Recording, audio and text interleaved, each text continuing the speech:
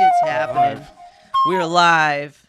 Back here. in the fucking saddle, Diamond Hands Deo. Let's go. Diamond Hands. To the moon. And what's up, Ashley? How's it going? Ashley Hendricks, right? Yes, Ashley Yeah, Hendricks. I had a feeling that's how it was pronounced. I got that one. I'm usually so bad at the names, I can't stand it. Yeah, my I've name is pretty easy. cut myself out during post just because of how terribly I botched the introduction. Freaking awesome. But just to kind of get a little introduction to you, you're creating on your own. Like you not only do you have your own website, but like I just said to you as you were walking in, I want to pick your brain about Etsy because you do all kinds of really awesome stuff on Etsy.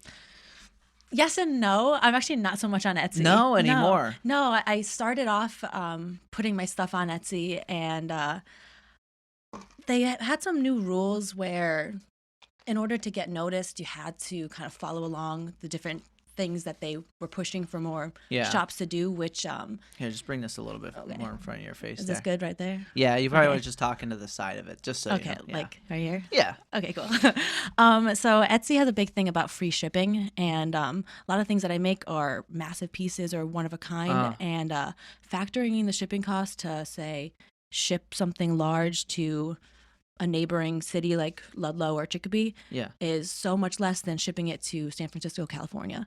Okay. So factoring in those costs for some of the larger pieces that I make, I just wasn't able to kind of offset it. I was looking at some of the stuff you make. It's definitely not like the typical. Now, some of the stuff you make is like nice and small and probably easier to ship. But I can see some of the pieces you do being very difficult. Can I be a fool here for a second? What do you make? Yeah. Very exactly. curious. So Very dive into what you do, Okay. Ash. So I recently have gotten into fiber art, making macrame wall hangings, jewelry, and things for your house. So like plant hangers and things like that, all made out of either cotton or hemp string.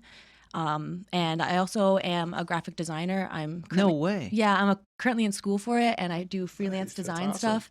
So I'm all over the place creating, but mainly my presence online is all of my macrame art that I create. Nice. Yeah. Okay. And you were telling me you just got into this in like April of last year. I launched my website in April of last year, and for the year prior to that, I just started learning macrame knots and techniques and different things. My friend Sierra, she's at Fine Knots and Lines on Instagram. She's a macrame artist too. She and I started learning some stuff together, and once I just put myself onto Etsy, I kind of learned the tricks of the trade a little bit, and then I said, screw being on Etsy and launched my website. Gotcha. So I'm a little bit on Etsy now, just with some of my smaller products, because that's only what I want to have on my Etsy shop, because then I really want to have free shipping on some of those products, but I just can't do free shipping on everything just because of the stuff that I do make. But that's okay, because I'm just figuring it out. And I know that a lot of people, they're okay with paying shipping prices. Right. And they are okay with dealing with someone who makes such a unique product, and it's like a one-of-a-kind thing. So it's just a new way to communicate with others, to make them feel like they are okay with paying for shipping. Right.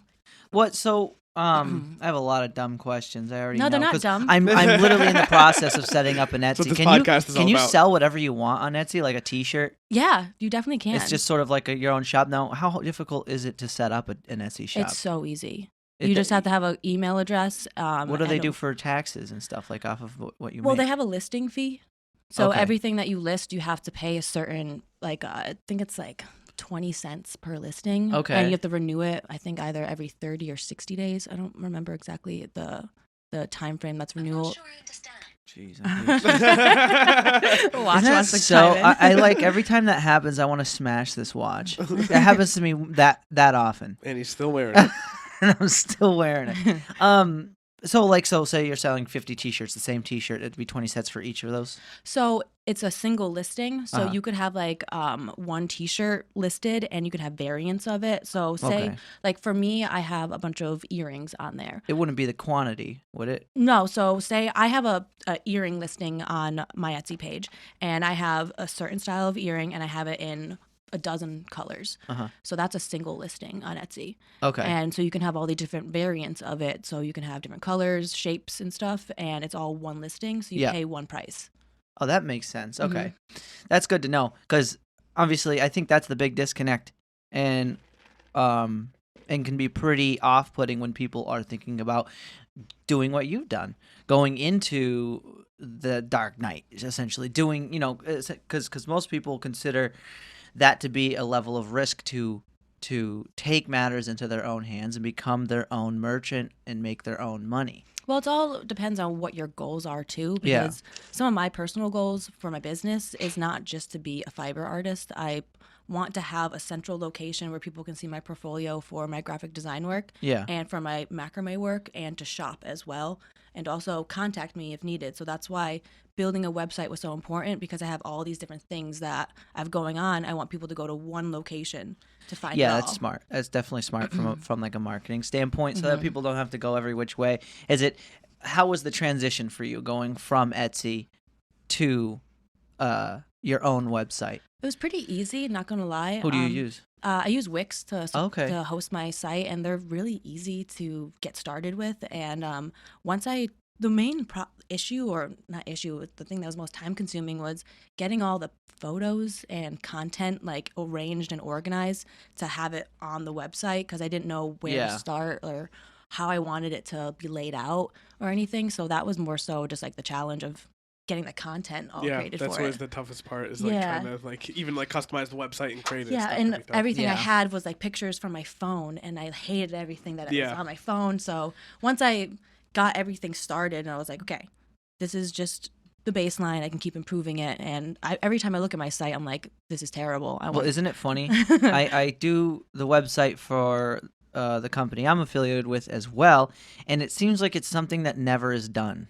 No. It will never be done. No, you're It's like constantly changing you it. can constantly work on it forever. Can always get better. Yeah. It Always can. get better, There's just so many options.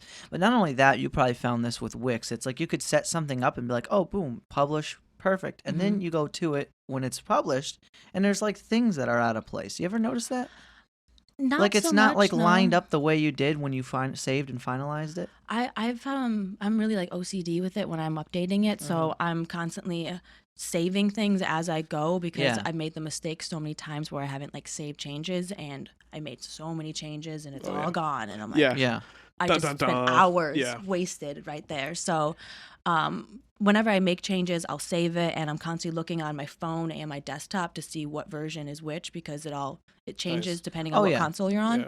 So I never really had that many issues with it being messed up just because I'm also learning how to code and how to do things for developing websites Oh, and no stuff with school. kidding. Like Nice. HTML and all that? Yeah, so I just finished a class about HTML coding and I'm in a new class now where I'm learning how to build a responsive website. So like I just said, building one that's coded to shrink down to the size of your mobile phone and also expand to a tablet size and a full desktop. Yeah. So coding it to responsively change the layout depending on whatever device you're viewing it on. Gotcha. Yeah. Are the things you make, is that your job?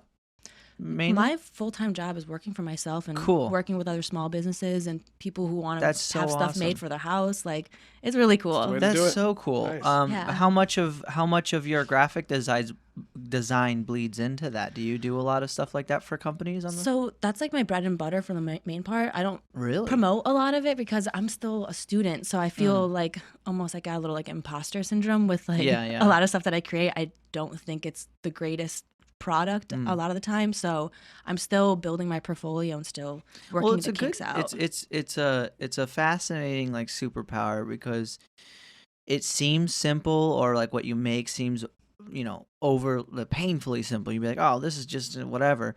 But the reality is that most people don't even have the first clue on how to make their branding actually digitized and you could put it anywhere type of thing. And is Yeah. that, do you do a lot of that? Do you do a lot of like logos and brand marketing Yeah. branding? So a lot of the work that comes in are logos, and then that will.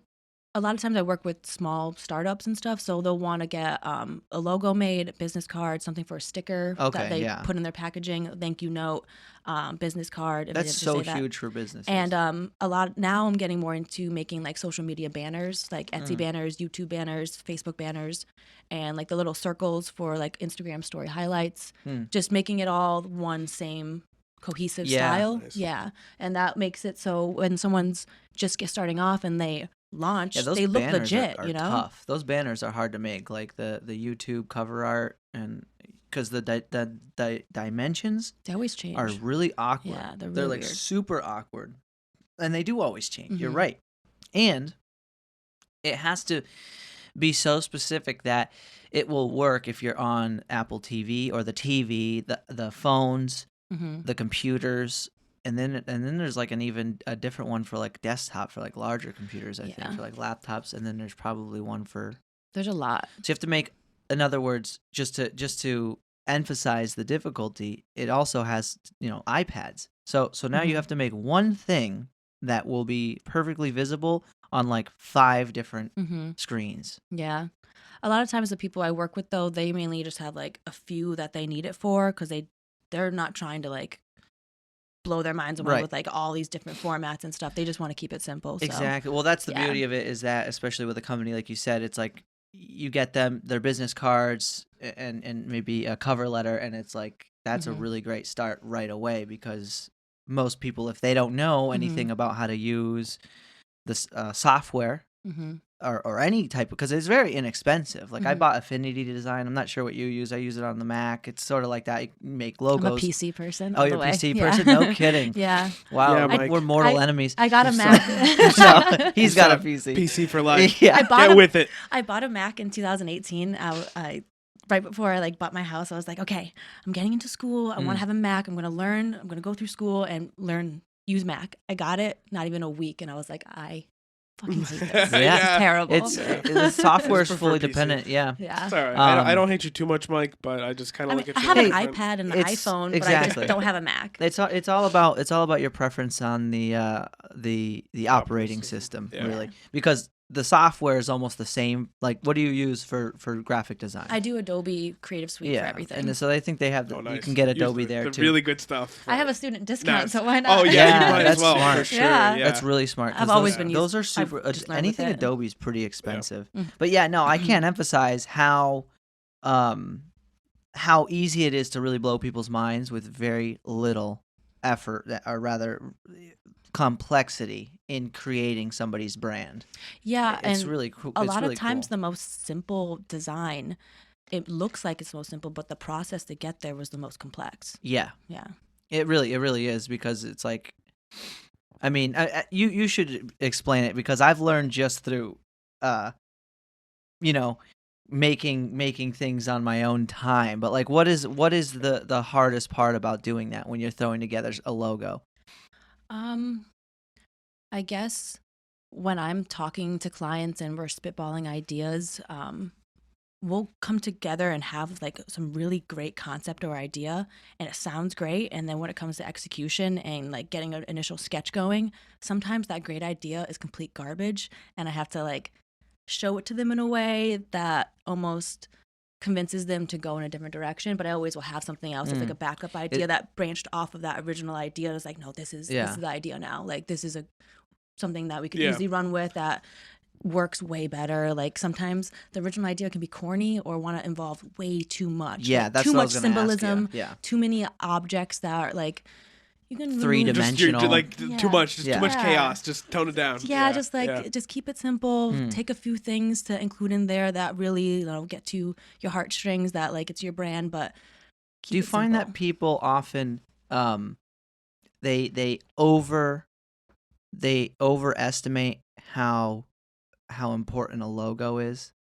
Like, in other words, they make it over complex. Like they make it too complex. Like with not that. That's not what I'm trying to say. I'm saying like for instance, when my company was going about finding a logo, there was a lot of pressure on the logo being right. Mm. And the argument I always have for it is it's not usually the logo that matters as much as the product or the service. Yeah. So if the product and the service are great, it's what defines the logo. Because let's be honest, the Apple logo is pretty dumb. The Nike swoosh is really dumb. Whoa. I mean, they are. There's actually a There's- lot of deep symbolism into the Nike swoosh. It goes back to some like Greek goddess. I forgot which one, but that's supposed to be a wing Yeah. symbolism, and it just was the messenger. changed. Yeah, the Yeah. Greek god for Yeah. You know what I'm the talking guy about. with the Really? computer would Yeah. be. It'd be nice if the guy with the computer would Google it. Yeah, jeez. But yeah, so Yeah, all that talk about PC over there. Yeah. All of a sudden. but obviously the Nike swoosh, Hermes. it's been simplified over time to be just like a check mark, and Exactly, but people my don't point is- see it being that symbolic. Right. And But my point is, yeah. like, look what happens when somebody wants to make a logo. In your experience, as you were saying, it's like all of a sudden it's just oversaturated symbolism when it really could just be a dot. yeah, I'll try to explain it to people too, that because a lot of people, they struggle so badly with getting the first idea of their first logo done.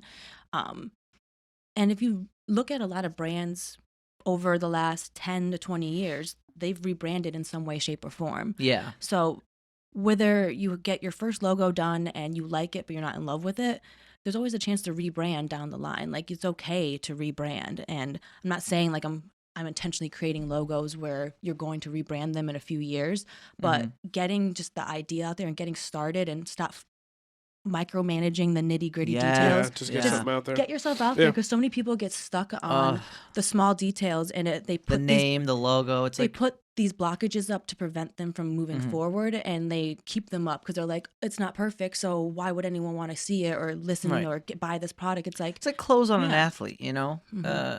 There's a certain level at which it might deter that person from doing what they're doing, but the reality is, as long as they're wearing athletic clothing, it really doesn't matter. So what I'm saying is that I think it's more of an aesthetic than it is a facilitant of the company doing good. yeah. Nobody's like, you know what? I am going to get a Coca-Cola because that is a nice logo. You know what I mean? You're Don't gonna get me 'cause you wrong. I liked it. buy a lot of beer cans based off of the label. Well, Yeah, that is- same, so same. see, that's almost Also, fun, but real that quick, could be misleading. What's I that? lied. It was not Hermes. It's actually the Greek god Nike. There is a Nike.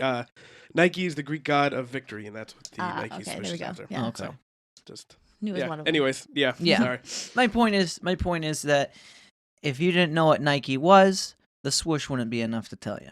Mm-hmm. It would just be a very basic symbol. You know what I mean? Mhm. And that's what I think a lot of companies try to do, is they try to make something that represents what they do perfectly. A lot of times I like to have like almost like a direct symbol of what they do exactly. Yeah. It's like say you're an electrician, they need to have something with like Yeah. electrical thing involved in it. Screwdriver. Or something. It's like make it simple. Yeah. Just keep it simple, stupid. Yeah, like I that. love that Simple. saying. Yeah, Yeah. definitely.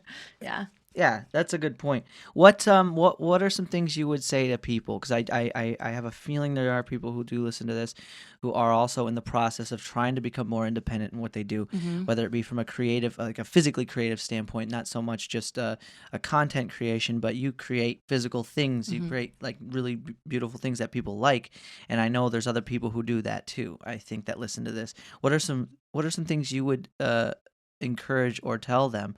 As far as ways to go about it, because I know you went from Etsy, and Etsy had that, the shipping problem, and then you went to your own. But what were some things you've learned that you would reteach yourself if you could do it all over again?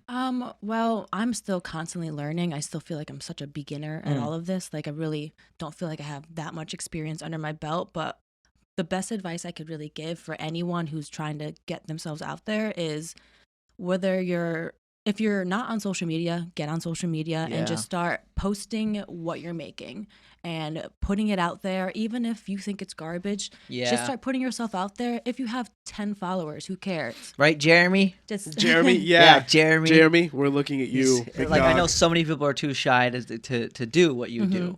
Again, referencing your social media just for a second. Definitely check that out, guys, if you haven't already. Everything is below, because you do a fantastic job of bringing people along with you. Thanks. Not only through the process of you making these things, but also like tips on how to keep.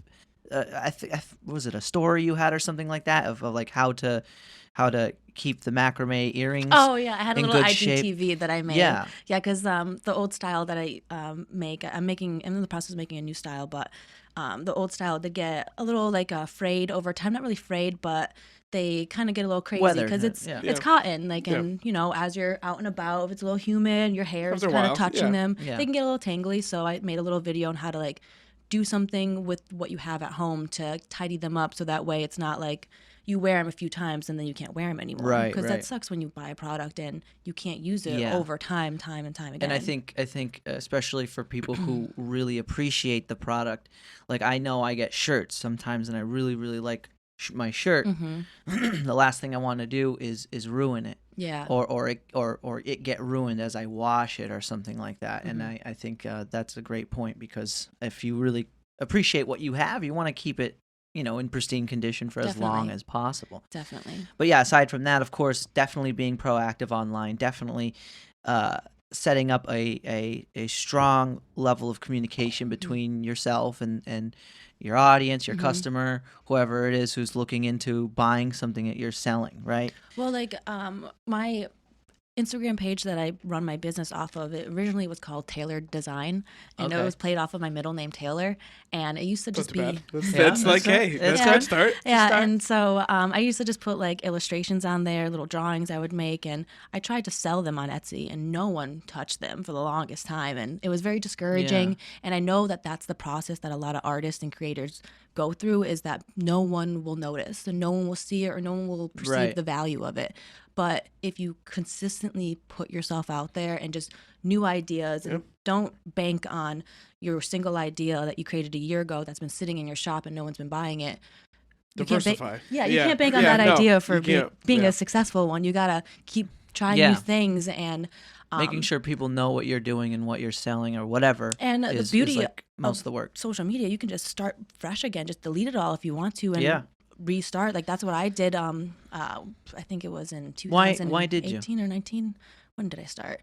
Well, I was stuck in a little rut myself creatively, because I've always been a creative person, but I wanted to draw every day and get some success out of my illustrations, but I just didn't really see my illustrations as being wanted or bought by a lot of people, and I wanted that exposure, and I wanted people to, be as interested in what I'm creating as I am. So I decided to switch mediums, and I bought my house in 2018, and I wanted to decorate, and I saw all these macrame planters, and I was like, man, these are beautiful. And then I went to go buy them, and I was like, damn, these are expensive. Yeah. Oh my God. I was like, well, I mean, I can probably make that. Do this myself. Yeah, I can make that. And I was like talking to my friend Sierra, who makes macrame too, and she and I got together one night and we like watched a YouTube tutorial, and I was swearing up a storm. Nowadays. I was so frustrated. I couldn't figure it out. Every knot that I tried to do, and I was like, this isn't clicking in my brain.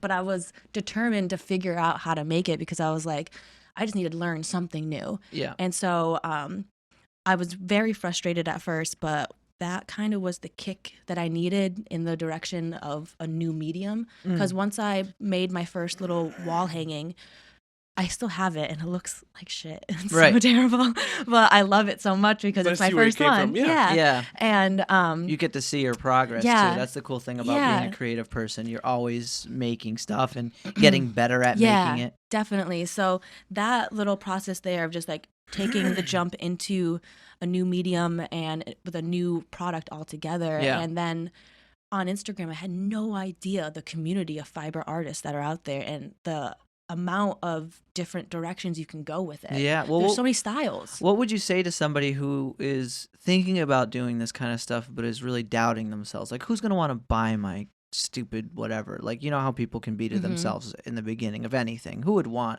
to listen to my podcast? Who would want to buy my macrame? Like, what would you tell somebody? I would tell them to start talking about it to your friends and your loved ones.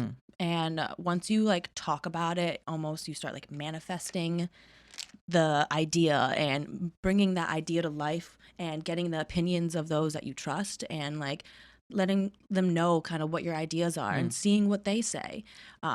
If they have something negative to say about it, move on to the next person, because you have a solid idea, and it's good to bounce these ideas off each other. But if someone's only giving you negativity back, like, you can't do that, or what about this, that, and that, and picking apart your idea rather than supporting you, is because, obviously an idea is just an idea. Yeah. That evolves into a That's plan. why I always say definitely execution, be careful about who you tell your ideas to. It's better to act on them before you tell too many people. Well, you have to tell them to people you trust and people that you respect and that you really value their opinion. You're not telling them to boast about it. You're telling them you're going to be vulnerable in that moment because it's a new idea. Do you ever think sometimes, though, doing that, might uh might supplement your rather discourage you from doing it. Like say you give somebody your idea and then they go, oh yeah, but I don't know, or something like that. Do you think that sometimes it's better to just go right into it?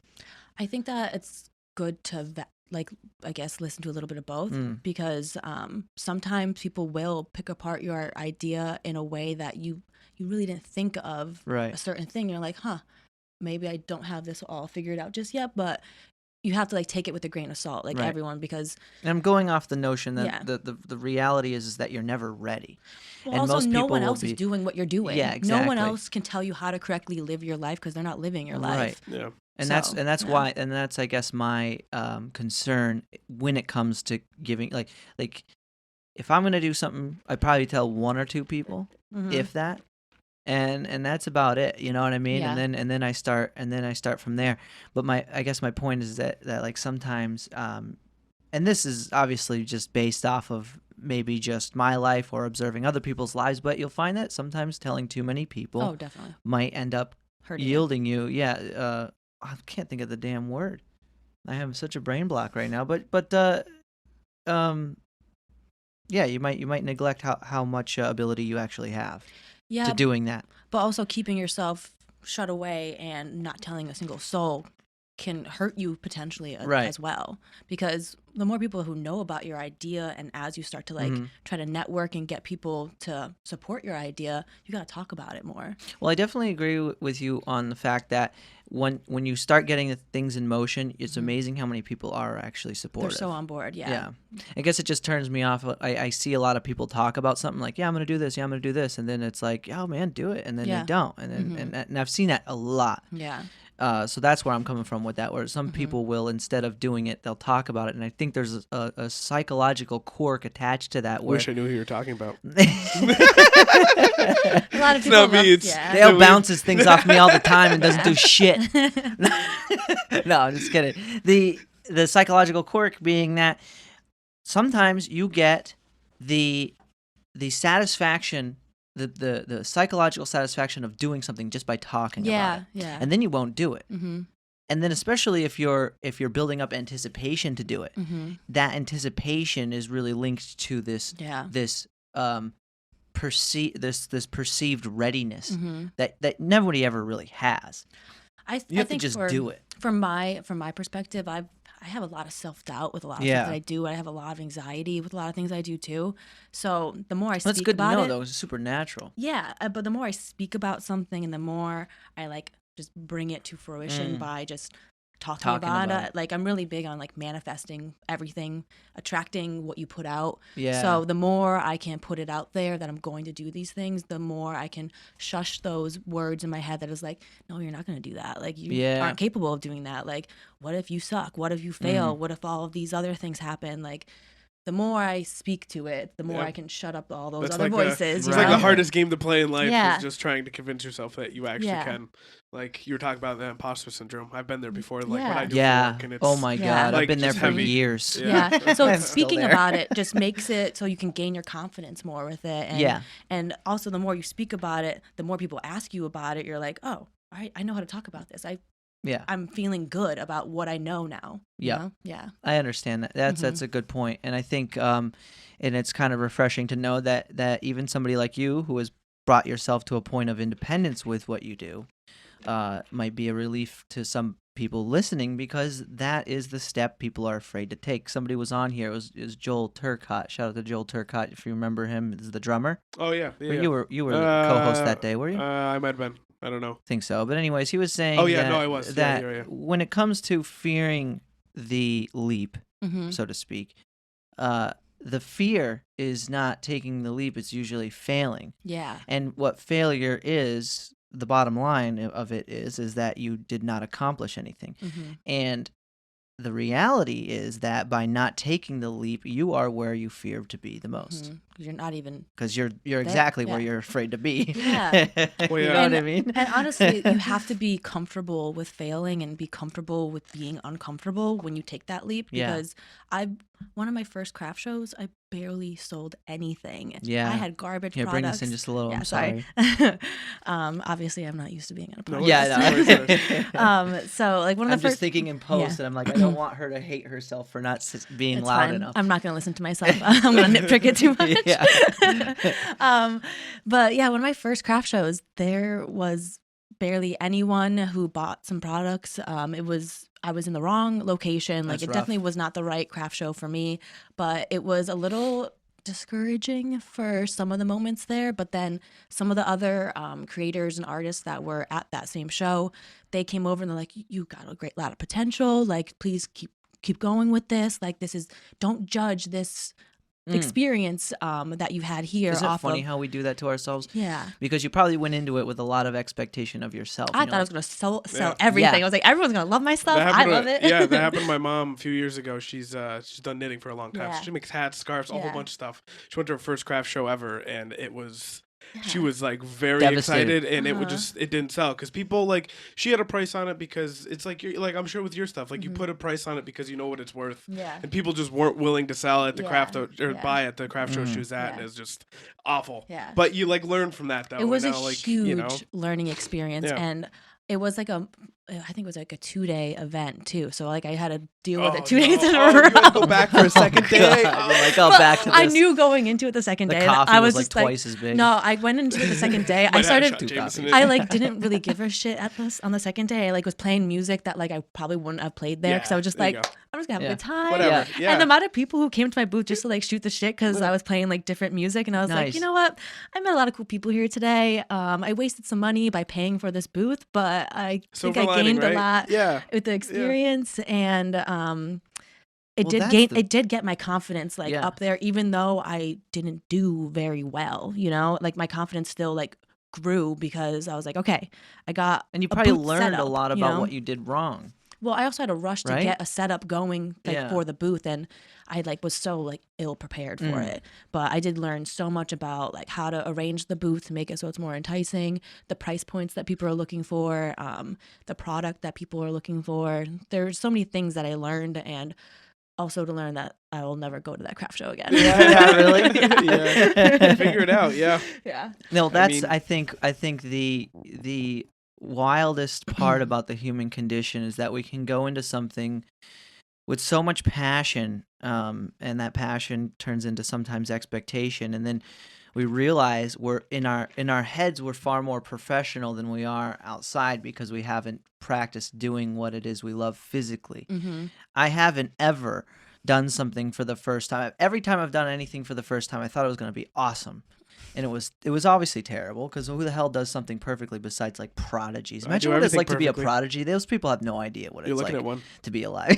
You know what I mean? Like I'm talking about like kids who can like sit down on the piano and go play that song. Oh, get the whole song. Has to be British though. Yeah, they have to be British. I think that's the only people who really exist to be prodigies. There's something in the water out there. The Thames River is like got that. You know, you either die from drinking it or become a prodigy. Oh my gosh. Isn't that like how the Black Plague started and everything? Because everybody was dumping and drinking out of the same river or something like that? It was the rats for the plague. Yeah, something, I don't know. Something with the irrigation. There are multiple contributing factors. Yeah, there's a lot. Too many people. But the aspect of that is so disarming and so discouraging, and I think it's really great to emphasize that is not only natural, but it is it should be expected. Like for instance, my first time, you know, setting this up and making an episode, I was like, wow, that sucked. Shout out to Jameson. He always busts my balls when I mention that, and it's nothing to do with him or me. It's just that, well, it was everything to do with me because obviously I wasn't proficient enough about setting everything up, and then of course being comfortable. Like I'm just starting to get a little bit more comfortable as time goes on, but it's all about mindfulness when it comes to something like this more specifically.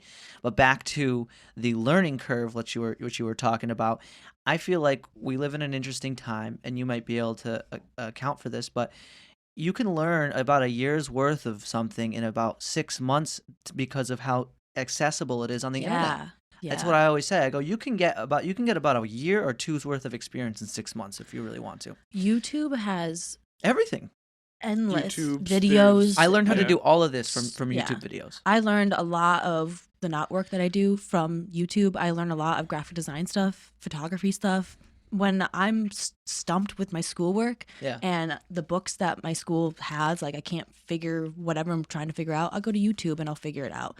YouTube has everything for you. And the great thing about it, I don't pay for YouTube. I don't do any of the YouTube Premium. It's all just the free stuff. Like, it's absolutely free. Like, that's what's the greatest thing about it. It's absolutely free. You don't have to pay for any of it. You'll have access to everything that you need. You just need to figure out the terms needed to search for exactly what you want. It really is one of the biggest injustices, I think, in our day and age, is because I feel like, at least we'll say, I would say confidently that 99%, and I'll say 99 and cut it there, 99% of media is not used for we'll say, the best purpose. Most of the time people are getting involved with trivial social dilemmas and the media and the news instead, rather than fine-tune. I mean, technically everybody could be a walking genius. You can learn any song from the internet. You could learn almost any profession you want to. The only thing the internet lacks is hands-on experience, but you can surely find a workshop and go to it through the internet, you know what I mean, or a course. It's funny because as you get lost in your little tangents on YouTube, all your ads start being targeted for what you're searching for, and all of these workshops that you're like mentioning, they start being your ads of just like, oh, you're researching this topic. Wouldn't it be great to learn with other creators like you? And it's like all these different things that come up. Like everything you're looking for will end up being in your search realm once you start going down that rabbit hole. It really is. It's not all malevolent. That's what I was trying to tell somebody, because obviously we all are familiar with. Have you seen Social Dilemma?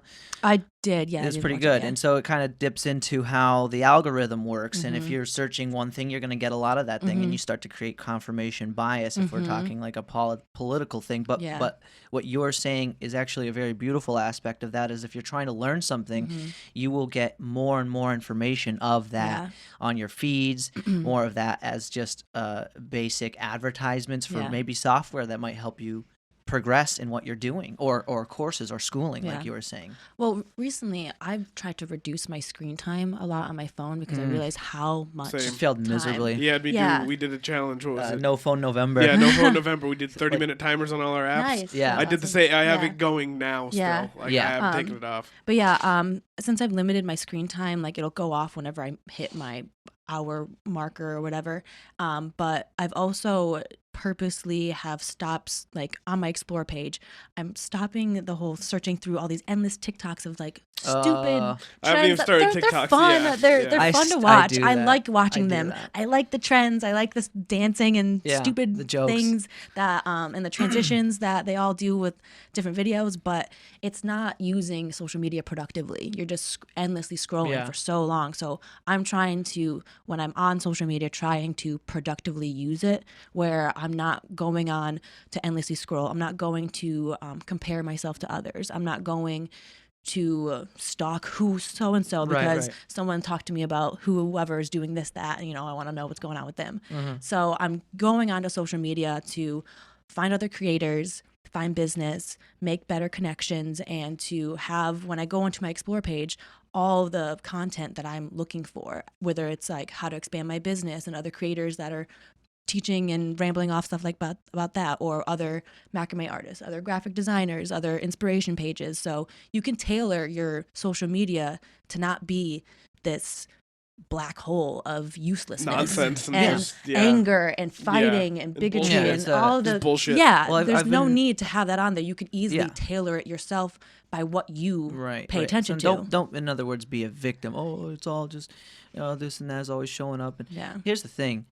It's the embodiment of the ego. I'm actually listening to this really great book, The Power of Now, and it's a little like, I really don't like the way the reader's demeanor, but that's just kind of what you have to deal with if you like listening to books. Yeah. Like myself, I can't read a book. I mean, I can, but like it's just it's easy. I don't know how to read. I like.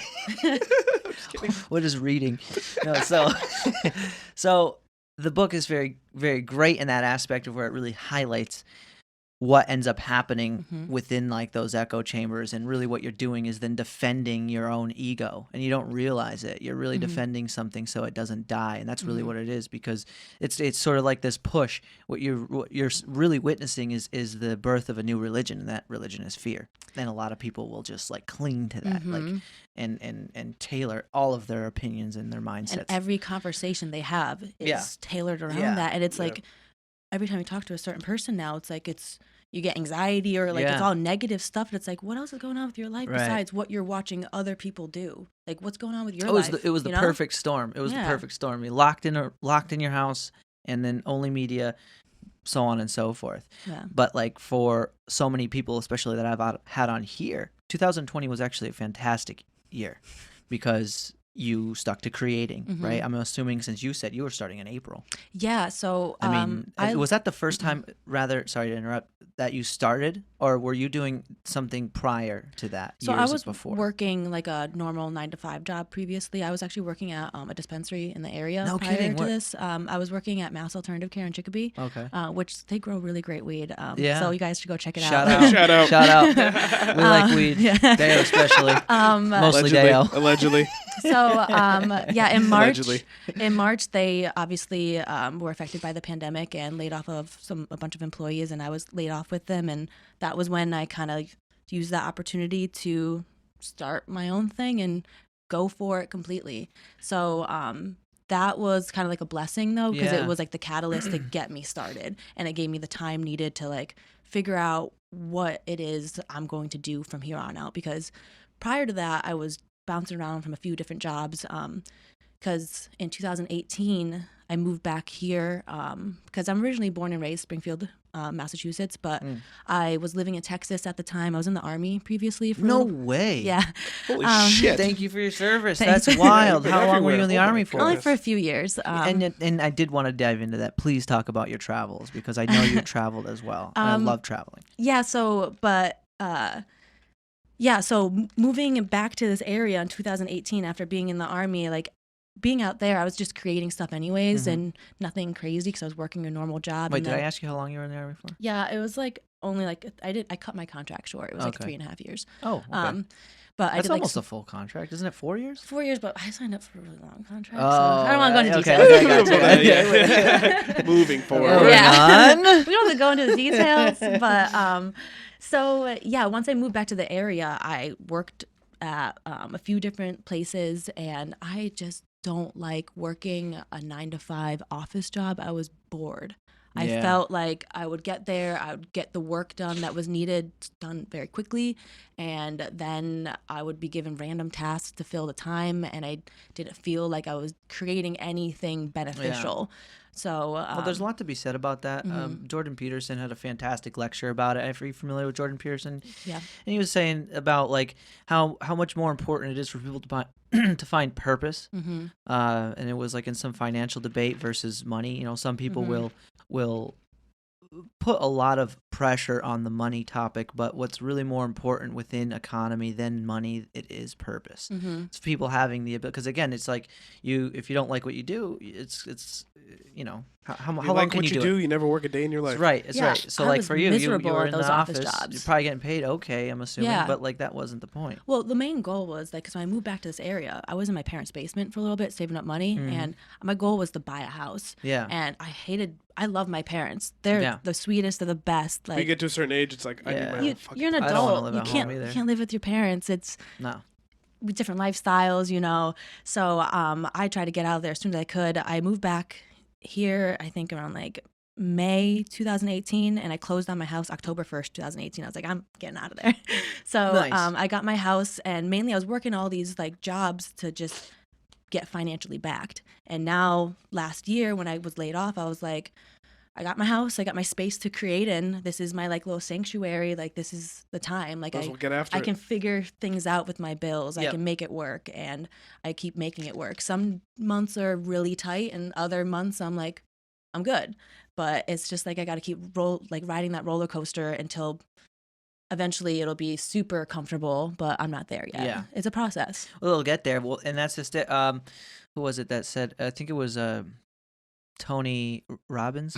Tony Robbins, is that not Robinson? Is it? I think it's Robbins. It's Robbins. Robbins. Why could I Tony not know Robbins. that? Anyways, Tony Robbins said most people, and this was actually a conversation me and Jeremy were having. Most people overestimate, or will say, they overestimate what they can do in a year, and they underestimate what they can do in 10 years.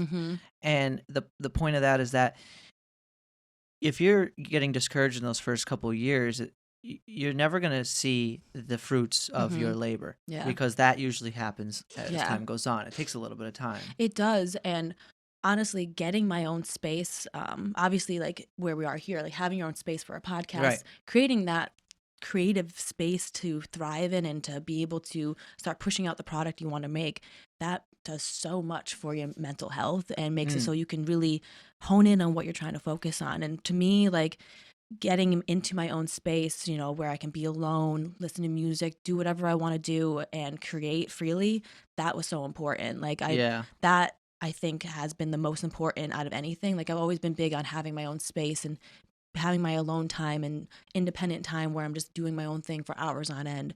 And that has made it so I think all these ideas have actually, like, something's happened with them. I don't think I would have been where I am now if I didn't get into a house like at that time. Yeah, you know? I know what you're saying by that, and that's so important. If you don't have your own space to create, I would assume it would make things much more difficult. I was always very fortunate to have this, like a room that is. But yeah, I mean, it goes back to, you could live with your parents or your family. But how much of that allows you to be who you are? Also, thinking of that, I was thinking recently about all the people who, you know, have to change their living scenario because of the pandemic. And obviously not everyone is as privileged or fortunate as I am to be able to have all the opportunities that I've been given. But with that being said, if you're struggling to create, a corner of a room can easily be your sanctuary for creation, you know? Yeah. And I've seen a lot of people who are now working from home and creating their little ideal home setup. And now it's been almost like a year where a lot of people have been working from home, and little upgrades are coming now where people can shout out to my office. Change their office setting and just make it a little bit more upgraded. Like, I was just thinking of you. Making it like just even a corner of your apartment or your bedroom that you have be that designated creating spot, and you keep it set up for creating, that can do wonders. Oh yeah. You know? I just moved in over the weekend, and I went from working at a kitchen table on the laptop all day on a hard chair to like a legit office dual monitor. Your setup was kind of awkward because the kitchen or the dining room area was like between the living room. It's a one bedroom apartment, so there's not a lot of space. So he was just looking into the kitchen. Now he's got a view. So like for me, I wanted the space. I like to have the space to create, and I like to have the different areas of the house. But if you got to make do with what you got. So what you got is a room. Exactly. Have a corner, be that spot where. Trust me. That's where you go. It's important not to be ungrateful for what you do have. And I was thinking that to myself. I was thinking, oh, how great it would be to have my own house, because I could have a dedicated part of that house be a studio or the garage, something like that. In my head, I'm thinking of all these ideas. But the fact of the matter is, I'm so fortunate to have this at least. And in the same way, you could turn your room into that creative space if you have a room at your family's house or somewhere. Right. It's not impossible to figure something out. Because at the end of the day, most of the space that you have is wasted. Yeah. And anyways, like, have you ever seen The Minimalist? Yeah. That's a really good. What is it, Marie Kondo? I forget. No, because she's the one who's like, does it spark joy? No. It was these two guys. It was a movie. I watched that because there's another one where it's like some lady, she comes in and she like declutters your space. Yeah. And one of the big things is like, does it spark joy? Yeah. So if it doesn't, you get rid of it. Oh, that's a good call. I like that. That's always my toughest part. It's like, no, I want to keep everything. I use that. You never know when I'm gonna use that. It's like, you don't need that. And I'm the kind of person who, like, if I don't use it, I throw it away. Like, I literally almost everything in I my may need house it later, has like though. a purpose. I don't even know. Here's the thing: when I made this, I felt so fulfilled because now every room in my apartment was being used. Nice, yeah. Because before I lived here for about a year and a half before I did this, and I just always had a spare room for nothing, and I'm like, damn, I'm kind of like wasting money because I'm paying for a 2-bedroom apartment. But now that's not the issue, which is cool. I think it's really cool. And so I think you could attribute that to how important it can be to utilize what you have to your advantage. Yeah, definitely. Versus making an excuse. Yeah. Yeah, because I feel like making excuses it's easy. It's easy to make an excuse to be like, oh, that idea was cool, but I can't do it because I don't have all these new things. Like, right, exactly. Just use what you have already and improve from there. Yeah, what's that old saying? It's easy. There's 1,000 reasons why not to do something. You just need one reason why just to do it. Yeah, that's what it comes down to. Yeah, for sure. Big time. Yeah. So, with how much longer do you have in school? How fun is that? It's all online. I hate it. Okay. I hate being a student. It's all online. Oh, just in general being a student. Well, like I've already been to college already. Like this is a new degree because it's for graphic design and media arts. I just really wanted to get a degree that I will use, you know? So I have until the end of August, and then I'll have my bachelor's in it, which would be great. So I don't have that much longer left, which is really nice. That's really good.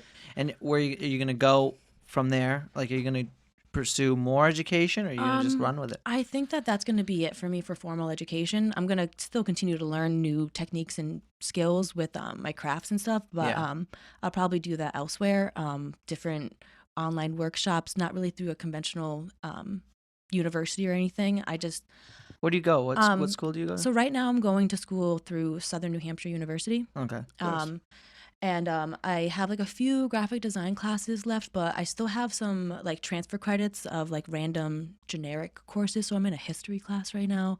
Like those are the type of classes I don't want to be in. Like I just want to learn stuff about graphic design, web development, user experience, stack skills. If you want to check, I don't know if you ever checked it out. No. You pay for you pay for classes, but it's at your own pace. Nice. I've gotten a couple packages from them that I've given to our buddy Jeremy actually. Oh, really? But yeah, they're like decently priced, and they can learn HTML stuff from web design, IT infrastructure, and basically a whole bunch of stuff. I've used Udemy before too. I think I've heard of them. Yeah, there's a lot of good websites. Do you do IT as well? Is that kind of what coding is? I don't want to get into that. I'm more so like it's going to be web design freaking stuff. The design of it. Is that what you do, Dale? No, I do more like web. I work for an insurance company building like web applications and stuff. So similar to like web design. Yeah. So like you were talking about having to make sure it works on all platforms. That industry is huge. Yeah. It's like IT is going to get really big. It's really freaking cool. A lot of it is too above my head. Yeah. Web design is a good way to dive into it though, and also apply it immediately to what like with your crafts and stuff. Yeah. But that's it. It's a lot of fun though. Still. Yeah. You can't be perfect at everything. No. You know? No. But it's very interesting to learn. Do you find that the bulk of your education comes from school, or does it come from actually practicing your hands-on craft? learning? 100%. Yeah. That's how I find too. Is every time I make something, especially from a graphic design standpoint, because obviously I don't care what software anybody uses.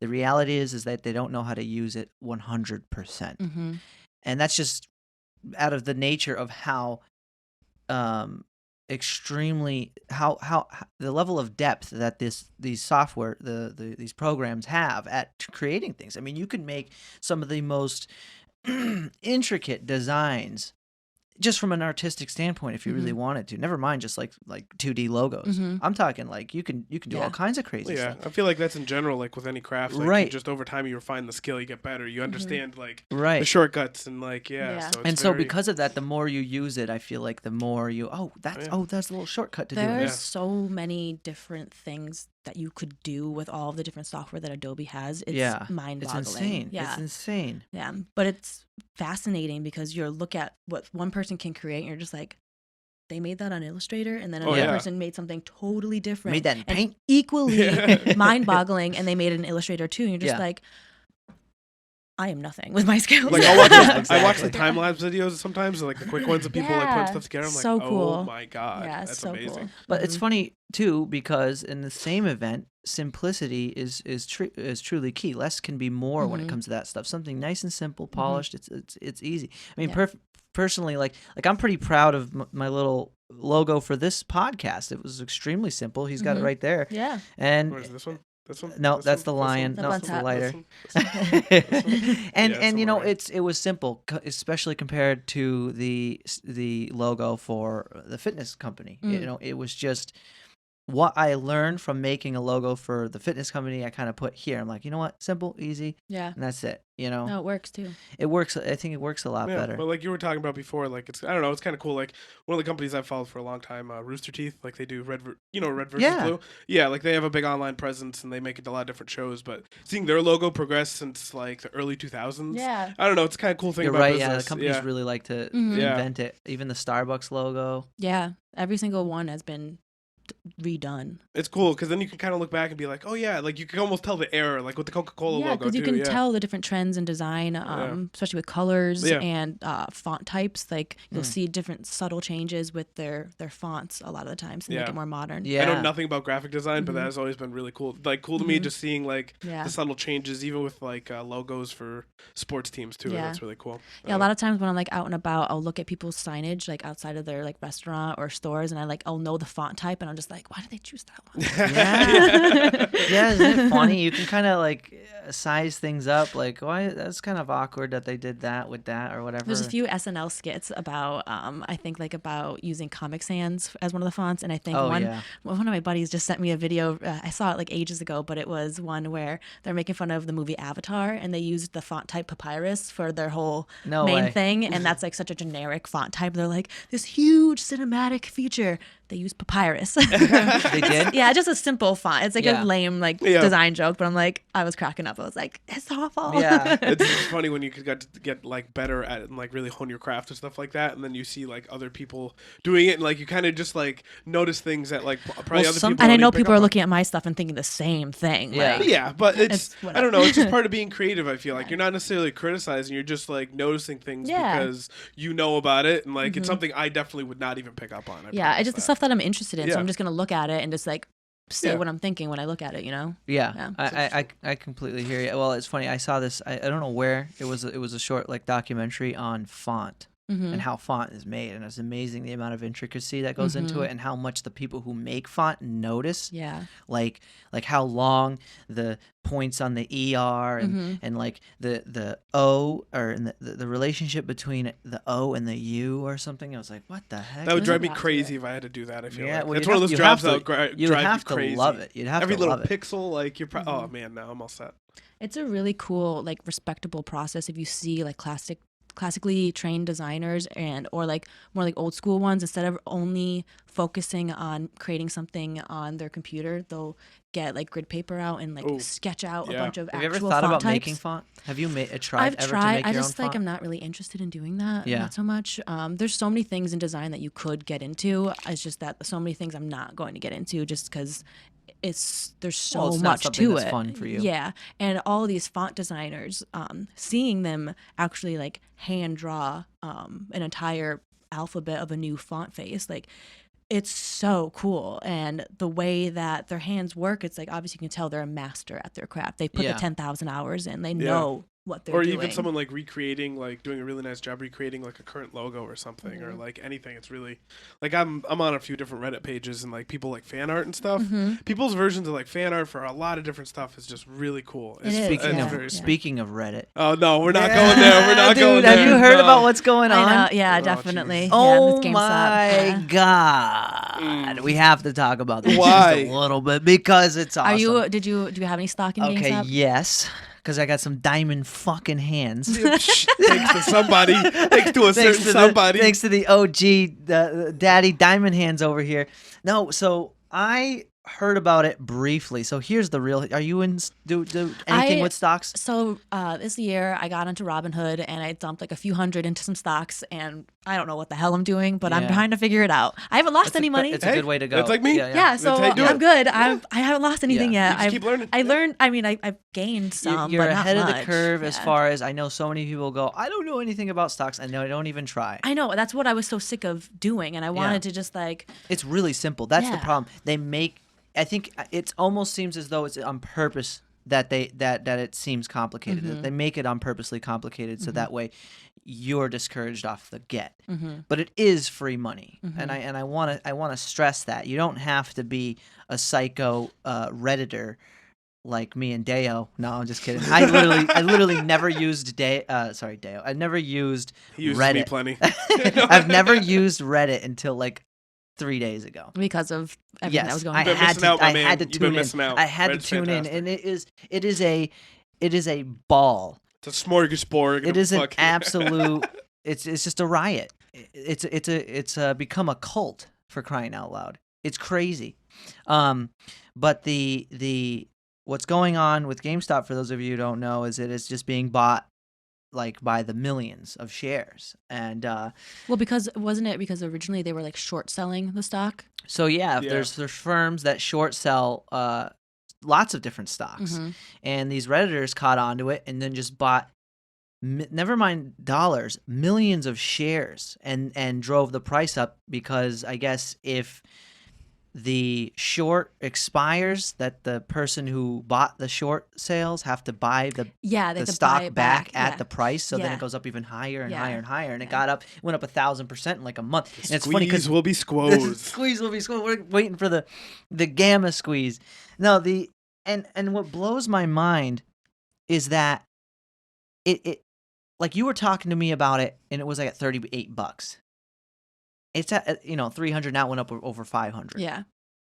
So it's just crazy. It's just absolutely insane, and it's something fun to get into. Never mind that, you don't have to get into that because that's like super super high risk. I think that is the definition of sort of gambling. But just to wrap it up with the stock market, I think it's extremely important to understand somewhat of how it works because it's free money.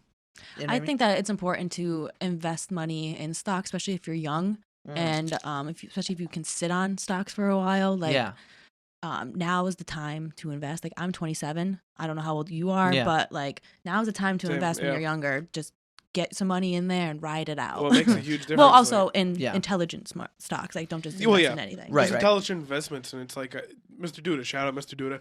But we did paper trading. Yeah, I remember he told us, like, he broke it down for us. Our shop teacher in high school broke it out for us one time. How much of a difference it makes saving money in a 401k or just saving it somehow and investing it when you're like 25 or even 27 compared to when you're like 30. Yeah. That's why you can have so much more money. It's free to set these accounts up, and if you think about the compounding factor of like a Roth.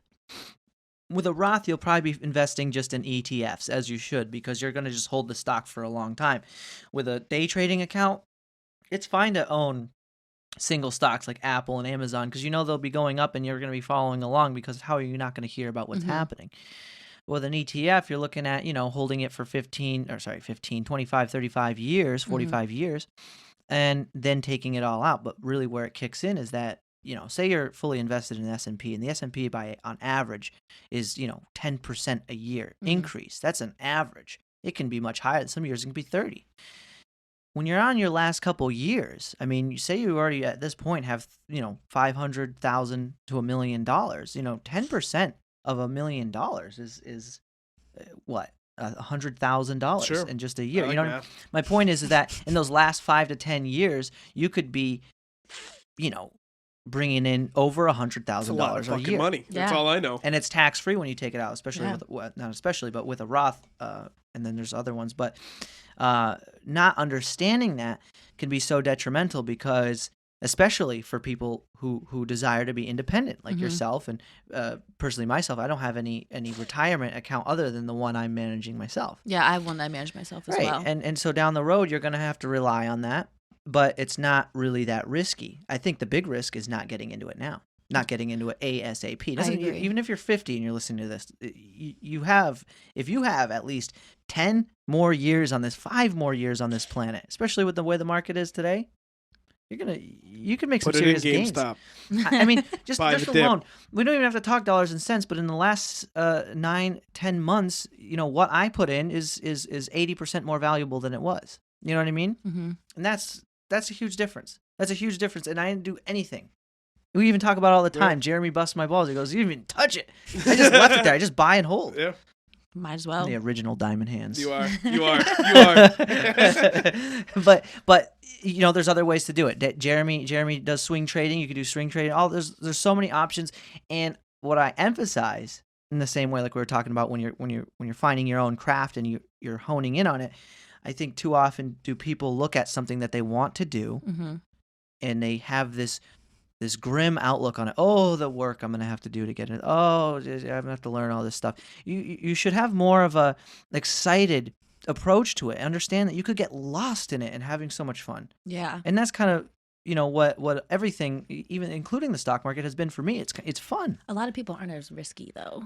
A lot of people are afraid of risk, or they that's just rather just play it cool because they're like, I have this money here. I don't want to lose any of it because they can't afford to lose any of it, honestly. We got to stomp that out. And here's something. You're taking on more risk, not investing. Yeah, because you could easily have gained so much by taking those risks. There's exactly. You could gain so much. Inflation is a constant. You can't get out of inflation. So what I say to people is, what do you think the likelihood of Apple tanking is, or Amazon? They go, I never know what to invest in. I go, well, what do you buy? What kind of car do you drive? Mm-hmm. Because those companies aren't going anywhere anytime soon anyways. We all know who Tesla is. You know what I mean? Or what Tesla is, I should say. It's really that simple. Yeah. I think that's the problem is people don't think it's that simple. It's literally you just buy some stock in that company and hold it. Yeah. And then there you go.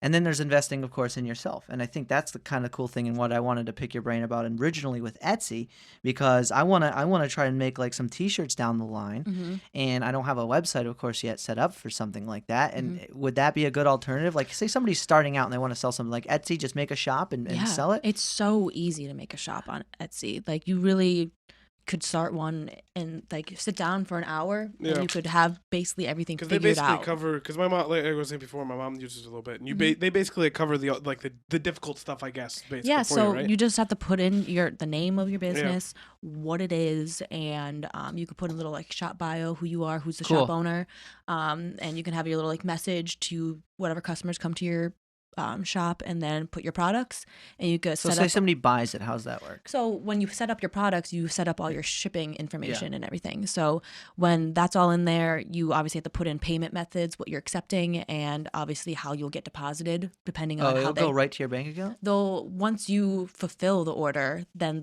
depending on how you have it set up, your funds will get sent to your account.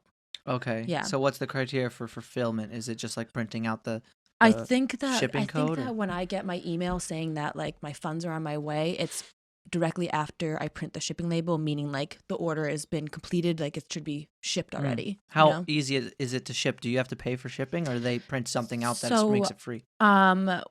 With Etsy, a lot of times they showcase your shop if it's free shipping. So that's why my shop isn't huge on Etsy at all. Right. I don't have free shipping. So if you have free shipping included in there, then your user that bought your shirt isn't going to pay shipping. You are going to have to factor in that that cost. Whereas with my website, I have every customer pay for shipping, and the shipping is usually through just the USPS. How much is shipping? How much would you have to charge somebody? So it depends on the product and the weight and the size of the package. So whenever I have my small plant hangers or earrings, or even sometimes a small wall hanging, shipping typically is around $4 to $6 depending on the product. So I could have that factored in for my smaller products, which I do plan on doing, but people usually eat that cost on my website. They pay for it. What would a shirt weigh? I'm thinking about making. I'm not even kidding. I'm gonna make a shirt. I think that says "Game Stonk" on it. Oh my gosh! I think I'm gonna do it. I am. Unveiled it. If you had a bubble mailer, I'm pretty sure that would probably be, if you're sending locally in New England or even to Midwest, probably be just locally. Probably be honestly $3-4 maybe. Really, to $4 or ship a shirt? $5 maybe. Really? Maybe you gotta weigh expensive. it. You gotta weigh it. Yeah. Okay. And you gotta figure out what size package you're sending it in, because that's how they factor that cost. Gotcha. Yeah. Well, I'll probably distance. hand deliver most of them, but still. Yeah. That's not bad. Hand deliver all of them. That's part of the appeal, Mike. Yeah, seriously though. Game Stonk. Like the exact logo. I'm gonna do it. I wonder if you would want to buy it. If you've made it this far into the podcast, let me know in the comments. Oh my god. First of all, thank you. That'd be so awesome, because I feel like that'd be hilarious. This is more of a historical moment than we even realized for stock market history. Yeah. Insane. This is going to go down in history books for something to be mentioned at a later time. Yeah, for sure. After they make it illegal to have a subreddit. I'm going to have my grandkids on my lap, and they're going to ask me what I did during the pandemic, and I'm going to say I was...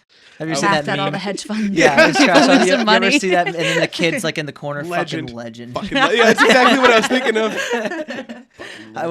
I was squeezing the gamma squoze or whatever. Squeeze will be squozed. Well, there's so much hype. It's insane. I've never seen a place with so much buzz since like the early days of social media, back when you would read threads on like MySpace. I just think a lot of people are just more so excited because like the little man is gaining so much during this. Well, yeah. It really is. It's a transfer of wealth. Mm-hmm. Some people made out like a bandit. Yeah. Dale, how much was it when you mentioned it to me?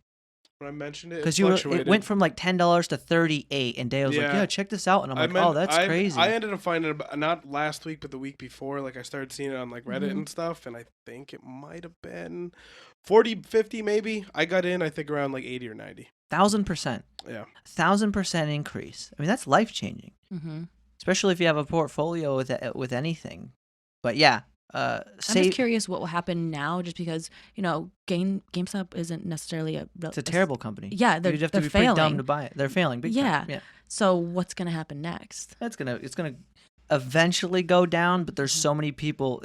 I guess the hashtag is "we like the stock." That's what they always say. Yeah, we like the stock. Yeah, that's do you the follow the thing. subreddit at all? No, see, like a lot of things with social media, I don't get into just because it's a waste of my time. I know, like a lot of times it could be beneficial, but like I'm not gonna go reading comment threads. Yeah, you're absolutely right. Not it becomes an addiction, and then you're always looking at your phone, like me sometimes. Reddit's one of those weird ones because there's definitely some bad ones. Just stay away from one reason or another, like 50-50. I was telling you and Jeremy. Yeah, about. I just follow the Wall Street bets. Yeah, but there like can be some positive ones because there's like really like you get like good groups of like ideas going. Yeah. But it's one of those, I don't know, it's definitely weird because it can definitely be just a drain, but it can be a positive, but it's very easily just like a time suck. Like you can I can say it's been so exciting. Like last week was very exciting.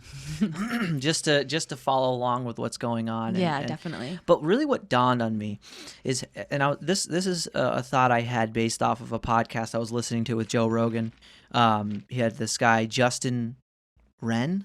Did you see that one? Justin Wren? He helps Fight for the Forgotten. Yeah, helps the pygmies in Africa. Yeah, he's really involved with all these one. really awesome charities, with all these really awesome cultures and tribes in Africa, and emphasizing heavily on the level, because like you'll see. It's two things. One, how incredibly fortunate we are, but also how easily still as fortunate we are to live in a country like this, or any first world country for that matter. We can be really bitter towards people who have way more than us, but I think what we do not recognize is how low the bottom is. There's a massive wealth gap in this country. Well, my point is the people who are richer in this country aren't even living a life that is as great as there are people living life and poor. Like the depth of poverty is far deeper than the height of financial gain. Like say you had $2 billion right now, your life wouldn't really change that much. You just have a lot more money. You'd have a lot more money, but it all comes down to mindset on what you're doing, and that mindset doesn't require money to live a joyful life. We'll say, because joy is something that you feel, something that comes internally, versus pleasure is something that comes from the external. Money might give you more pleasure, but not more joy. Yeah. My point is that the level of the depth of poverty is profound, and this is based off of that podcast I was listening to. I mean, they had this entire culture of people who were secluded to living on 1 acre of land that was just off of like this plot that was just slums. So they were literally living on land that was like contaminated with runoff sewage from the slum. It's crazy. How could they survive? I mean, it was in tatters. I mean, it's like amazing. An acre is no land. It's crazy. It's no land. And he was like, well, what are these mounds? You guys really have to delegate with your space. And he goes, that's where we bury the dead. Like that's we only have this acre. That's all we can do. And he goes deeper into that. And I don't want to botch it, so I won't keep talking about it. But my point is that it's hard to really recognize how fortunate you are if you're constantly looking up. Yeah. And you're just going, oh, he's got a yacht. It's like I was sitting in my room, my living room, listening to that podcast, and I was like, oh, I was almost in tears because I'm like, I have a whole apartment. Yeah. and not any of those problems. And I don't think I don't think I know anybody with those kind of problems. I don't think I ever will. Because even in this country, if you decide you want to have nothing, Into the Wild is a great. I watched that recently on Netflix. Such a great movie. One of my favorite movies. It's a great the book book's too, good, yeah. and I realized I'm like, if you really wanted to just do whatever you wanted, the difference between that and what you're doing now is your mindset. You can literally drop it all and just thumb it. Mm-hmm. As long as you have a progressive mindset and you're willing to just, sleep on the floor. Have some sort of plan. Right, and have some sort of plan. And it don't sound silly at first, and people cling to their luxuries. But if those luxuries aren't the determining factor of your joy, then there is really nothing you can't do. Yeah. So I guess I like to emphasize that typically money isn't the defining factor of how good your life is. It is going to still be your mindset. Yeah. Because if you haven't seen Into the Wild, I'd highly recommend it. Have you watched that movie, Dale? Read the book. It's a true story. Yeah. But the Christopher Christopher McCandless. Plane? No. You're thinking of Hatchet. Yeah. Which is a good. God. Oh wait. I haven't thought of that book in years. Wait, Into the Wild. That's the one with the Christopher bus? McCandless. Is that the one with the bus in in Alaska? They recently moved. Yeah, the they bus. recently. Okay, yeah. Last year, in fact, they moved the bus, but it's a true story. Because crazy people were going out there and trying to go out there and take pictures themselves. Like that's there was people trying to get there, but there was a quicker way. The saddest part about that movie is at the end. Do you know that bus? If he were to go the other way, he was like 5 miles away from a highway. Yeah, it's really a tragic ending. Yeah. To his whole exploration because he had so much that he wanted to do out there, and those fucking seeds that he ate, literally those the potato killed him. The potato root. He thought he was eating potato root, and it was something else. Yeah. That when he ate those and he woke up the next day, I'm just like, yeah. It makes me so emotional watching the movie because I'm just like, you had so much that you wanted to do, and think about that. This was the tragic ending of it all. Right, that part with Ron, he's like, he lost his family. He's like, "What'd you say? I adopt you as my grand." I was like, know. Oh, and then he was like, "When I come back from the trip," I'm like, "You're not gonna when I come, I know, buddy. I know something. I gotta. I know. It's but so rough. The point is that you're as free as you allow yourself to be. That's what I want to say because I think it's easy to take for granted how great it is to live in a country where it's like that because you couldn't do that in South America or Africa. I also like one of the last things he wrote in his journal, like in the movie at least, he wrote down happiness is better shared. Yes. And I really, really like that quote. No, I resonate with that big time. Yeah. I recently had gone to Mexico, and as great as it was, I was like, man, I wish there was somebody here with me. Yeah. Mm-hmm.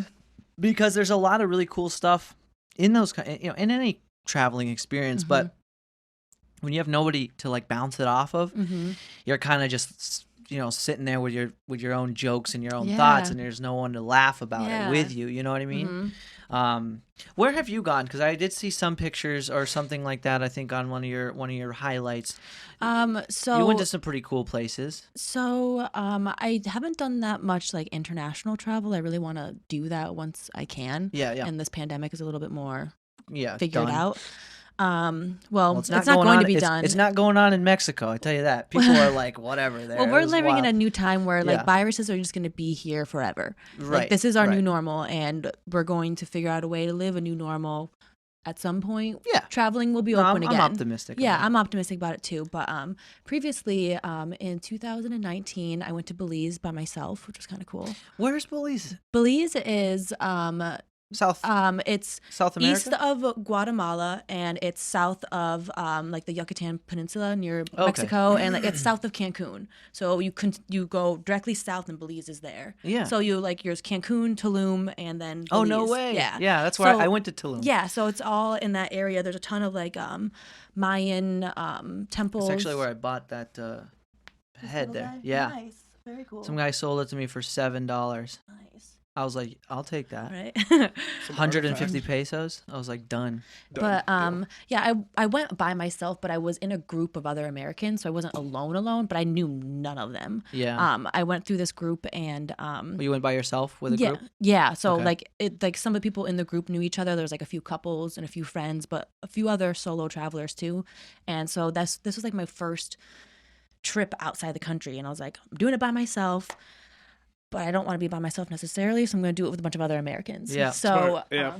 That's smart. Yeah. So like it was like we had like a whole itinerary to the trip. It was a 10-day trip, and we did stuff in like the main area of Belize, and then we traveled inland a little bit to do some exploration. We were in a boat a lot because a lot of the roads there aren't as like established. We had this massive bus too. There's buses aren't around there, so like a lot of times when we had to get to certain spots, it was faster to travel by water. So we'd have some guy in a boat just like shoot us down the river, and we got to see some really, really cool spots. A lot of them in the jungle. And then we ended up taking like a ferry north to San Pedro, which is part of Belize, and that was such a cool spot. So did you have people like telling you about everything you're seeing and yeah. stuff? So we had like a that's tour awesome. guide that was with us, so he knew all the spots for us to go to, and it's always the best. It makes like, it a lot easier. Yeah, and when we had long travels, like a few hours to go in one way, he always knew like. He would call ahead because there was a big group of us to these local spots. It was like literally a shack on the side of the road and had the best food, like so good. But some people's stomachs could not handle the food because of how you're not supposed to drink the water and a lot of stuff. Like I think we got like I think we got tamales one time, and you can move this as much as you like to. They're in they were all like in hot water. Yeah, and I think some people like accidentally got too much of the water in them while they ate them, and literally so many of them like not feeling good. Bad, well, that's just it. If you're somebody who's been in like a sheltered community and drinking the same water from the same source for a very long time, like I didn't have a problem really with the water in Mexico. I brushed my teeth with it. I had plenty of things with ice in it. But I was also in more popular areas. Like I wasn't in Cancun at all, but I definitely found that if you were not used to it, I could see that being definitely. I mean, I drink spring water anyways, and it's not like necessarily passed through any filter besides reverse osmosis, and there's like dead leaves in there and shit, but it's still good water. It is. I think I've been drinking it for 10 years. You just got a rash on your back. No big deal. Yeah, I got this thing growing. But yeah, the Belize is a beautiful country. We did some snorkeling. I've there. heard really good things about it. They have the world's second largest barrier reef, second to Australia's. No kidding. And it's actually a protected area. Like all in Belize, you'll see spray paint like vote no on whatever something for like a previous election that they had, because they had some people in leadership that wanted to start offshore drilling in their water, and they have all these beautiful marine life that is thriving there. And if they started doing that, their tourism, I think, equates to almost like 3/4 of their GDP. So they need tourism to survive as a country. So if you do offshore drilling and you ruin their reefs and all the snorkeling that you do, no one wants to go check out those offshore drilling sites. It's going to be it's a very poor country, and it's going to be even worse off if you start doing that. Really dumb idea. So they banned it, which is good until like the next election. Who knows who's going to come into power next? But when we were there, it was fascinating to learn about that because it was just after they had an election. Yeah. So a lot of the people that we spoke to, they were such kind people, and it's a very green country. They are getting rid of plastic like entirely. Like everything was all in glass bottles. That's cool. I don't know. It's a very like more simple way of living, and a lot of the people's homes there were more so like shacks in a lot of spots, but it was all blended into like the rainforest, and everyone that we met, at least, they seemed so happy with what they had. Like I met some woman who was making jewelry, and she was doing cool knot work with her jewelry, and I bought a bunch of stuff, and I was like talking to her for so long. Like the whole group was having dinner, and I was just like chit-chatting with this lady who was selling crafts and stuff, and I had this really nice bond with her. When I went back to my room, I drew out a tutorial how to make a plant hanger, because she was like, oh, nice. I want to know how to make a plant hanger, because I showed her stuff that I made. I have no idea where this woman is today, or if my little illustration helped, but I hope that she's making plant hangers now, because that would be so sweet. Well, it gives perspective on how big the world is. You meet somebody like that, and then there's a good chance you'll never see him again. But that honestly, it adds depth to the relationship in that instance. I loved talking to the locals when I was there. I mean, I had for a short while when I went to Chichen Itza a guide, and it was like so nice to just have somebody to hang out with. Yeah. And then like when it was over, I'm like, all right, see you, man. And to this day, it wasn't really that long ago, but I really regret not taking a picture with them. Though, to emphasize how nice it is sometimes to have a tour guide, because I'm a little headstrong when it comes to traveling, because it's like, I'll just figure it out. Yeah. But and that's how Mike got lost in Mexico. No. So, and to avoid just humming and hawing at shit, it's kind of nice to have somebody to explain. Did you learn what kind of really fascinating things did you learn about Belize or the area you were in? Mainly stuff about like I guess that whole election and how they're making a huge incentive to go green. I really liked the whole sustainability of the country, how they were making that big shift. That's so important for those countries. When we were doing some guides, we did like a cave tour. We learned a little bit about the caves that were there and the different life that was thriving in there. I couldn't spit off like facts about it though, because it was just like specific to the nature that was there. So mainly the nature that I learned about was really interesting. And when we were at some of the like old Mayan temples, learning about what each one was used for previously and what they were designed for, like I think that was really fascinating. We went to the Pyramids of Takal, which they were really cool. There were these two pyramids that face each other, so they think these massive steps in the front, and it was like it looked like a massive entryway at the top, and they were facing each other, and they were designed for a prince and a princess. So they're supposed to face each other. And I think during the fall equinox and the spring equinox, the sun shines directly through those entryways on the top, so it goes through both of them. And I'm like, that is beautiful. It's insane. The level of architecture that the Mayans possessed is insane. Never mind just the Mayans. This is like ubiquitous with human culture for whatever reason during that same era. We're talking bronze, we're talking, what's that? It's just fascinating. It's great. Well, it's extremely mysterious. So what I learned in Chichen Itza is that main pyramid acts as a clock. And now if that isn't amazing enough as it is, on top of that, the structure of the pyramid was designed in such a way that if you clap at it, the sound that comes back is the same as a bird that used to be indigenous to that area that was related to their god, Kukulkan. I think that's how it's pronounced.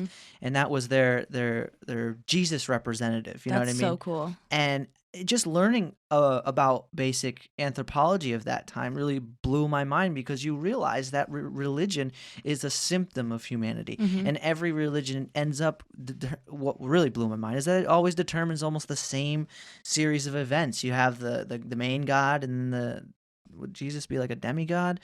And they do that. They do that with every single religion. There's the same relationship Ra had to Sol or whatever, the sun god. I feel like just like a lot of religions, they base it off of a god and goddess and all your deities. Yeah. And it was just super fascinating. But the fact that they managed to build something that had acoustics that were specific to the way an animal sounded just messed me up.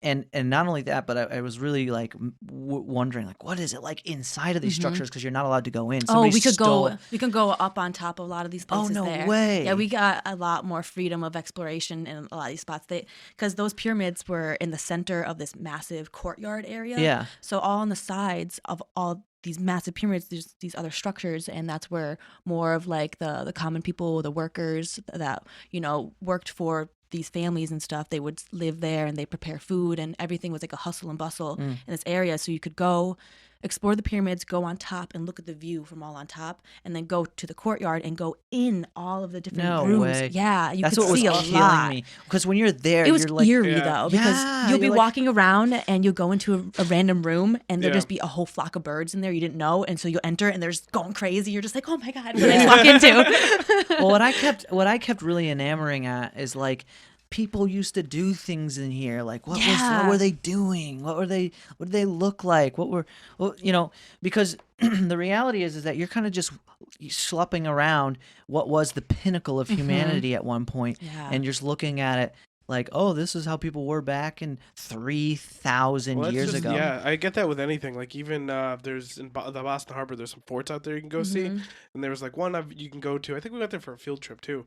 But it was they used it as a Civil War. During the Civil War, they used it as a prisoner of war camp, and then they used it in World War II as well. And it was just really cool to be in there. Just like you get like like that presence of like people are here. Like history what was it like? there, Yeah, it just I don't know. It's very. It's crazy. It really is. There was a vibe definitely to it. I don't know if you experienced it when you were in wherever you were in Mexico, but in Belize, when we were walking on some of these paths out in the woods, you would see these massive mounds in the woods, like massive. It would just be a big like circular mound over what appears to be a structure underneath, and they're everywhere. Those mounds are things that have yet to be uncovered that are still under there's the just ground. thousands and thousands of them all throughout that area. I think and they recently found something like that in Egypt. Yeah, it takes a ton of time and like excavation to get them all cleared up, and since there's thousands of them, like they're slowly going through, but like funding it, it's just very expensive. But so obviously there's so much more to be uncovered and to be seen, because it's all just overgrown, because in a jungle most of the battle is making stuff not be covered in all these vines and crazy plants. 3,000 years, long time of that's everything a lot of growing. a lot of hurricanes. That's a lot of tornadoes. I mean, you could displace so much earth and cover anything, really. And those structures aren't really that high. They're no skyscraper. Some of them are really freaking high, though. Well, what I'm saying is like for enough for like natural disasters to cover them over 3,000 years. Yeah, you know definitely. what I mean? Yeah. It's definitely possible, because I would assume even like I was saying, even some structures in Egypt are still underneath like hardened sand now, because it's been just covered for so long that the sand's turned to stone. I guess I'm not totally sure. I saw a TikTok, but it must be true. It must be true if it was on TikTok.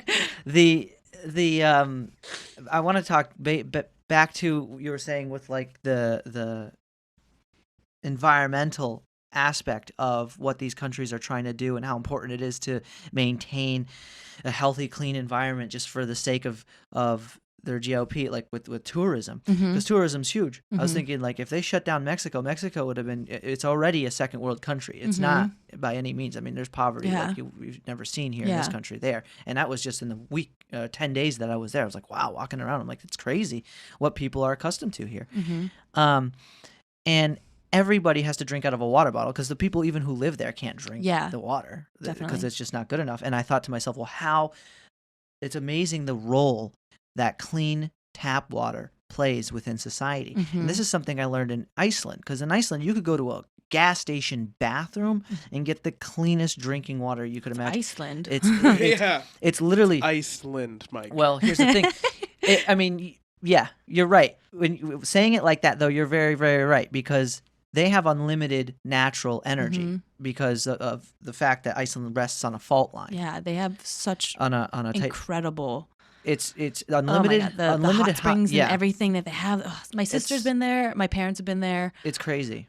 I want to go there. I've never. You been. should. Yeah. It's very cheap to go, and it was easily the most magical place I've ever been in my life. I want to do a ton of hiking. Yeah, there's a lot of great hiking terrain. It's insane. But my point is, even in this country alone, not many people can drink the tap water. You really shouldn't. Yeah. Because it's just by having clean infrastructure for water or irrigation, you could change that level of pollution like that. People wouldn't need to drink out of water bottles all the time, because even in Mexico, in the short time I was there, there's trash everywhere, and the amount of water bottles are probably insane everywhere. Yeah, it's nonstop.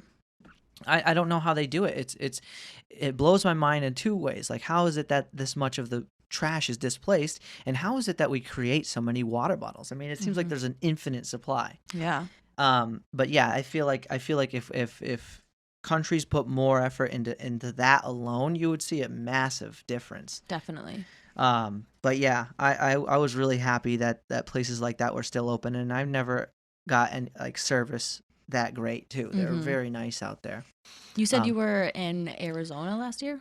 I went to Arizona as well in April. Where did you go? I went to Phoenix, and then I went I landed in Phoenix, went to Sedona, and that was like in April. I went in March. Really? To Phoenix and Sedona. Well, Scottsdale too. Yeah. Yeah, because I was like, all right, well, I don't have a job because they shut down my business, and so I was like, all right, well, I'm gonna do something because it's like summer. Actually, it was spring. I cut spring short.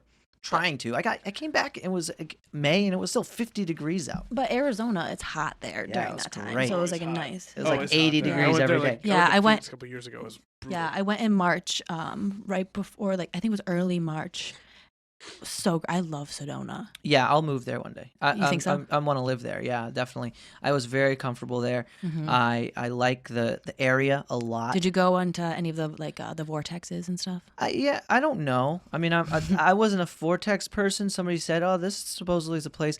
The whole place had the vibe. Yeah, definitely. The whole place had the vibe. There was nowhere that didn't have the vibe for me. I was like, this. I'm in the high desert. Yeah, I knew I was. My sister and I, we stayed in an Airbnb while we were out there, and the lady who was our host, it was like almost like a bed and breakfast. She fed us breakfast, and it was amazing. She was so great. She had such great recommendations, and we were talking about what we were doing, and I'm super big on crystals, and I'm a very spiritual person, and so that was your place then. Oh my God, I was like loving it, and she was like, "Oh, honey, you got to go to this vortex, but it's like on a golf course's property. You got to go through the golf course, probably pay $3 for parking. But once you go to the parking lot, go behind here, and then you'll see a bunch of people meditating, doing yoga. What? And it's like you wouldn't know that was the spot because it's not the one that's like you Google it and you see all the main ones. Yeah. We went to like one of the main ones as well, but like we were like, we're getting the insider scoop from a local, like we're gonna go there, and it was such That's a cool good it was a cool experience. Yeah, no, like going up to the spot, you see a bunch of people like all in the sunlight doing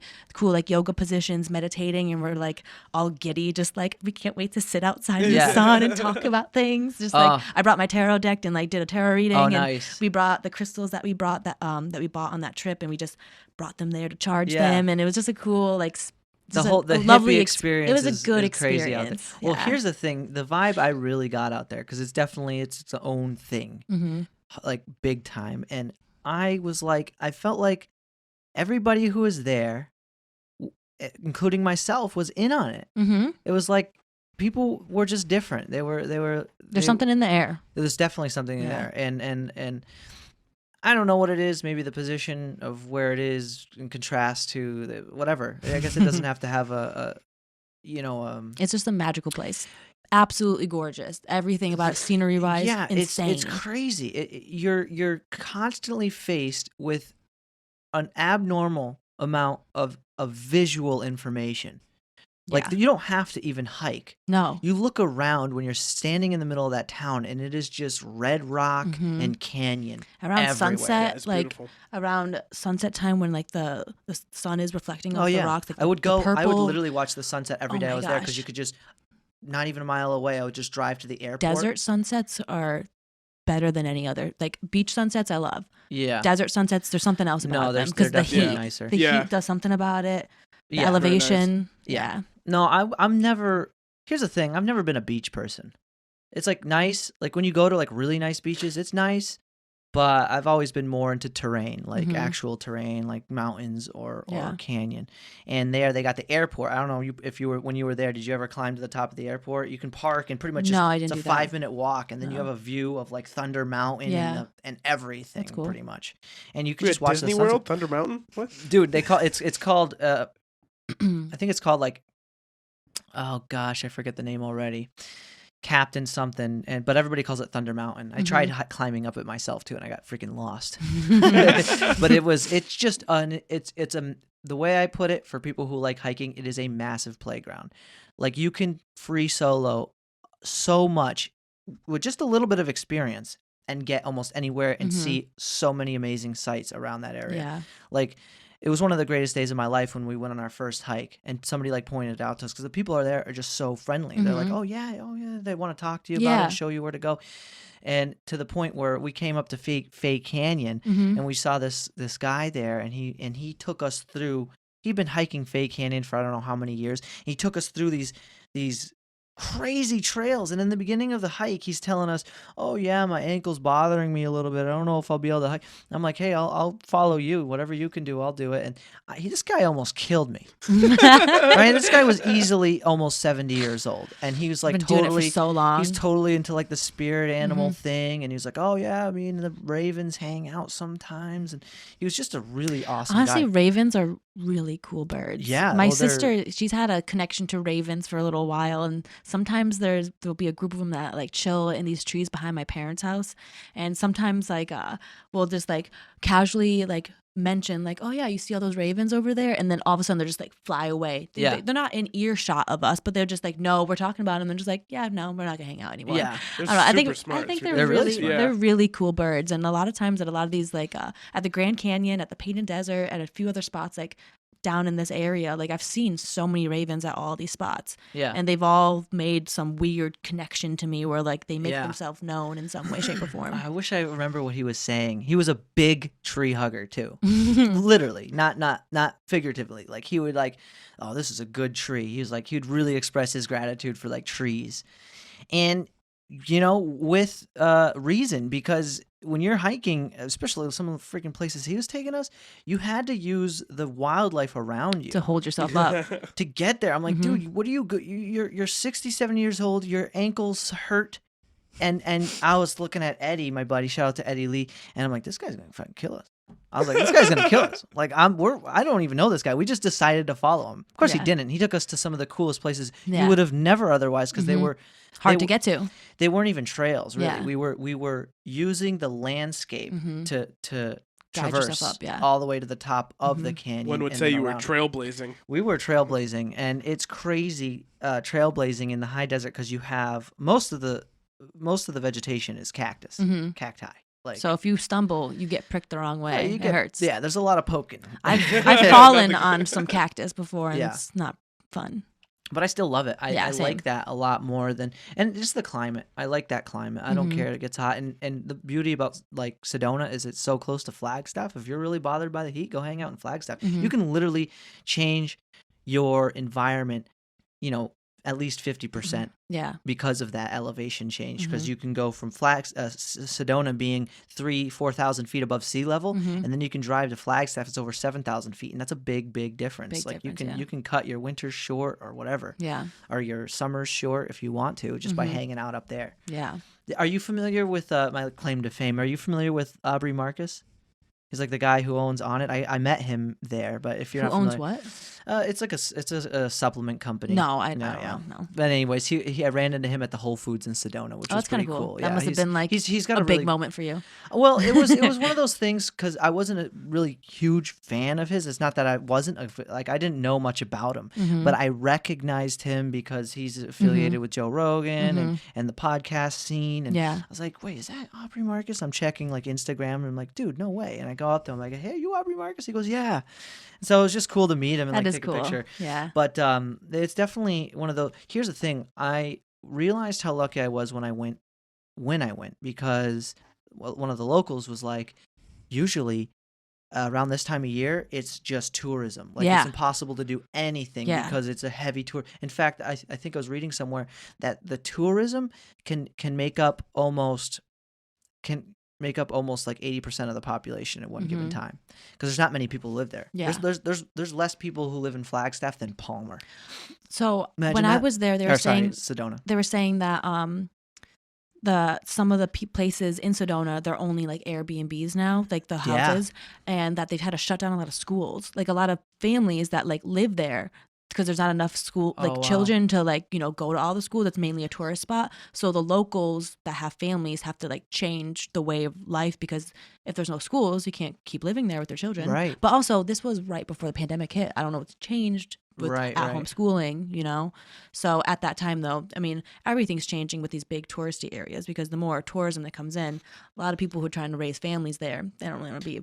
That's the one reason I would never want to go. Like, it's nice to go to those places, but I don't know if I'd ever want to live there. Yeah. Just for like, because there's just, the busy time. Yeah. You'd have to like find a ranch out of the way. And your local trails that you'd be secluded and not around a bunch of people. Yeah, I was going to say, because if you're going to the popular ones, it's going to just be my sister and I waited in line to take a picture on this like bridge that was like a natural rock bridge. It was beautiful and it was a really cool picture, but like when we got in line, it was like maybe a 20-minute wait, and we're like, I can't believe we're waiting in line for a picture. And then as we like got to get our picture like taken, we look behind us and it's got to be like 45-hour long wait. Like at that point, I'm just like, good thing we came up here when we did. Right. I'm not waiting in that. I know, it's crazy. Just for a freaking People picture. wait for it though.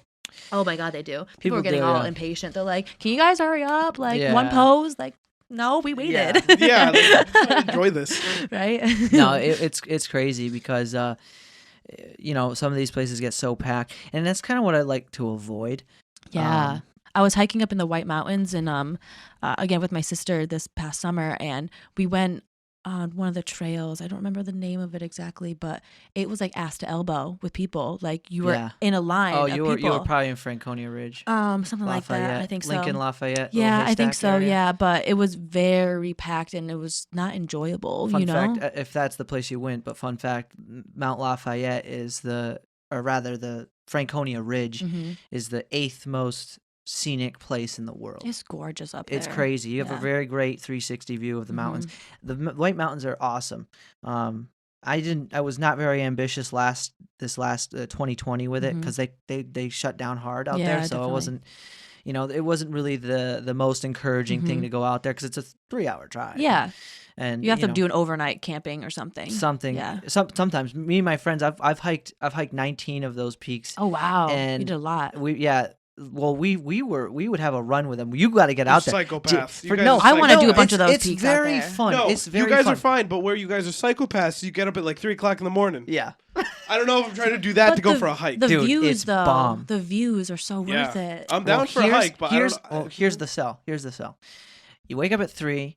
You're high from being tired as shit. You're dumb tired. You're dumb tired. Yeah. And then you're on the road for 3 hours just talking shit to each other. And then it gets you going. And it's hilarious. You're dying because you're talking shit the whole time. And then you get there, and then you get early hike. Make sure you get a bang. Get a bang. A stiff energy drink, and that will do it. You have the best time of your life. For me, I would need a coffee and a joint. Yeah, and I'll be good to go. I literally, you've probably seen some of the videos. We go bang, bang, and whatever. But the point is that somebody even asked me, "Are you guys sponsoring Bang?" I'm like, no. I think you're trying to. Yeah, it was just a hilarious wave of satire. But we get up at 3 a.m., hit the road for 3:34, and we'd be there by 7-8 o'clock. And then we just hiking, try and get back because we'd try to bag it in just one day. But those hikes are not only extremely possible. I'm trying to sell you on it right now. But they're very, very fun. I'm telling you, you're going to have to come with us one of these days. They're really not that bad. And there's so many camping spots around there just to have do a quick pop-up tent campsite, Yeah, camping overnight so you can really capitalize on being up there. Well, yeah, if you hit one of the huts, you can even rent out the huts, and the huts are pretty cool. But that's never something. Camping. That's never something we've done. Camping is very fun. Yeah, it's just nice after a long hike. You get to sit by a fire, drink some beers, make some food, and call it an early night. I've actually and yet to do that. Have you done that in the Whites? Yeah, that's what I did when I was there this summer. Oh, no kidding. Well, when we weren't out in the woods, we were at a campground. I gotcha. Yeah. So it was nice because we had our dogs with us. So, okay. I don't know, just having a bathroom. And it was right near some water, too, which was kind of sweet. Yep. Yeah. Yeah, the water there is super clean. Like coming off the mountain, it's like crystal blue.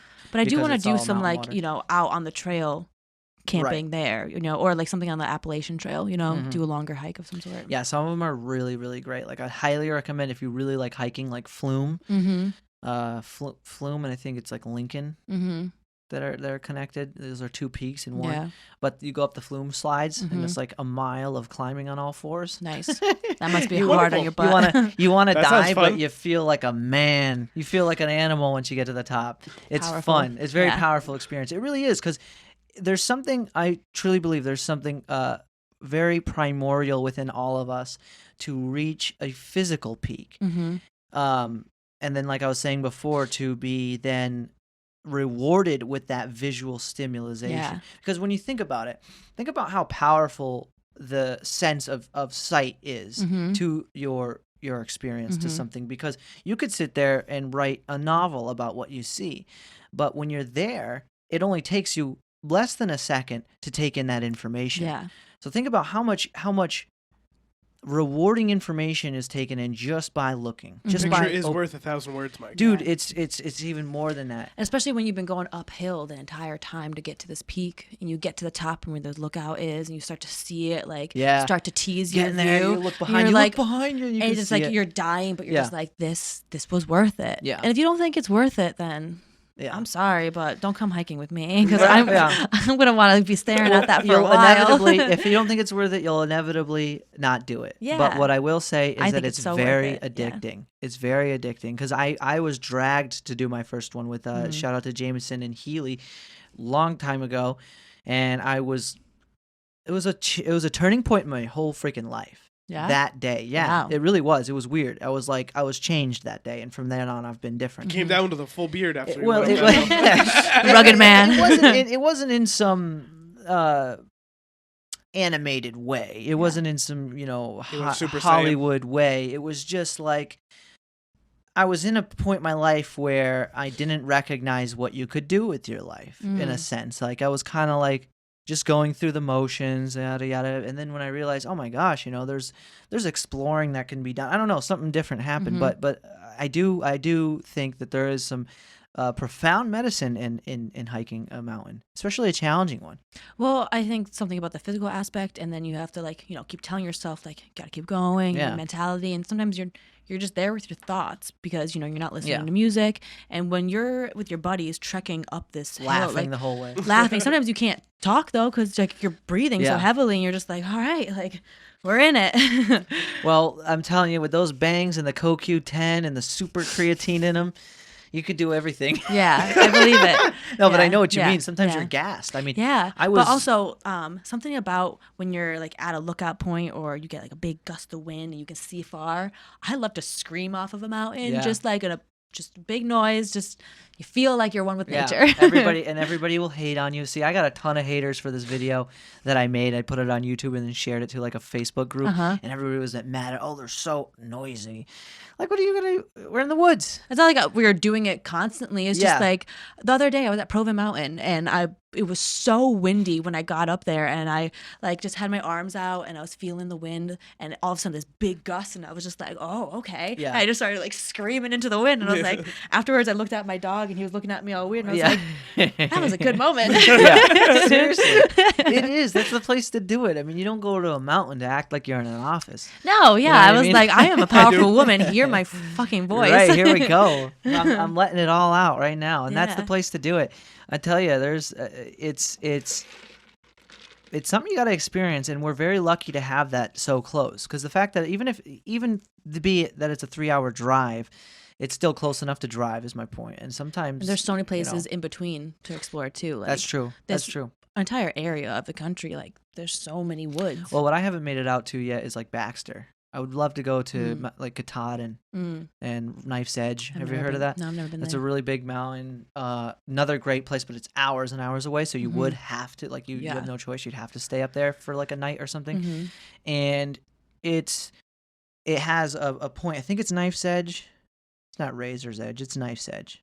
And it is a very narrow scree at the top, and that can be shut down for mild weather. Yeah, because of danger. You can be up in the White Mountains through some shit, and no one's gonna say anything. They'll close that down for very, very mild weather. The jet stream of the White Mountains though is pretty crazy, and I've been very fortunate to go up there so often that it is nice, but you can get stuck in some bad winds and stuff like that just because of the jet stream. And supposedly Mount Washington has seen the second highest wind speed records of the entire planet. My dad 270 miles an hour. It's crazy up top there. 270. Yeah. My dad loves to learn about wind speed and stuff. Yeah. I think he told me about that when that was broke the record recently, and he was like, "Oh, you know how fast the wind was today on Mount Washington?" Yeah, because I check that daily. Yeah, I know. Yeah, it's on my widget here. Right. Have you been to Mount Washington? I think maybe as a kid we drove up it, but I've never hiked it. I want to though. It's a good hike. Yeah. Monroe. Do the side where you can go to Monroe. Monroe's a much better view.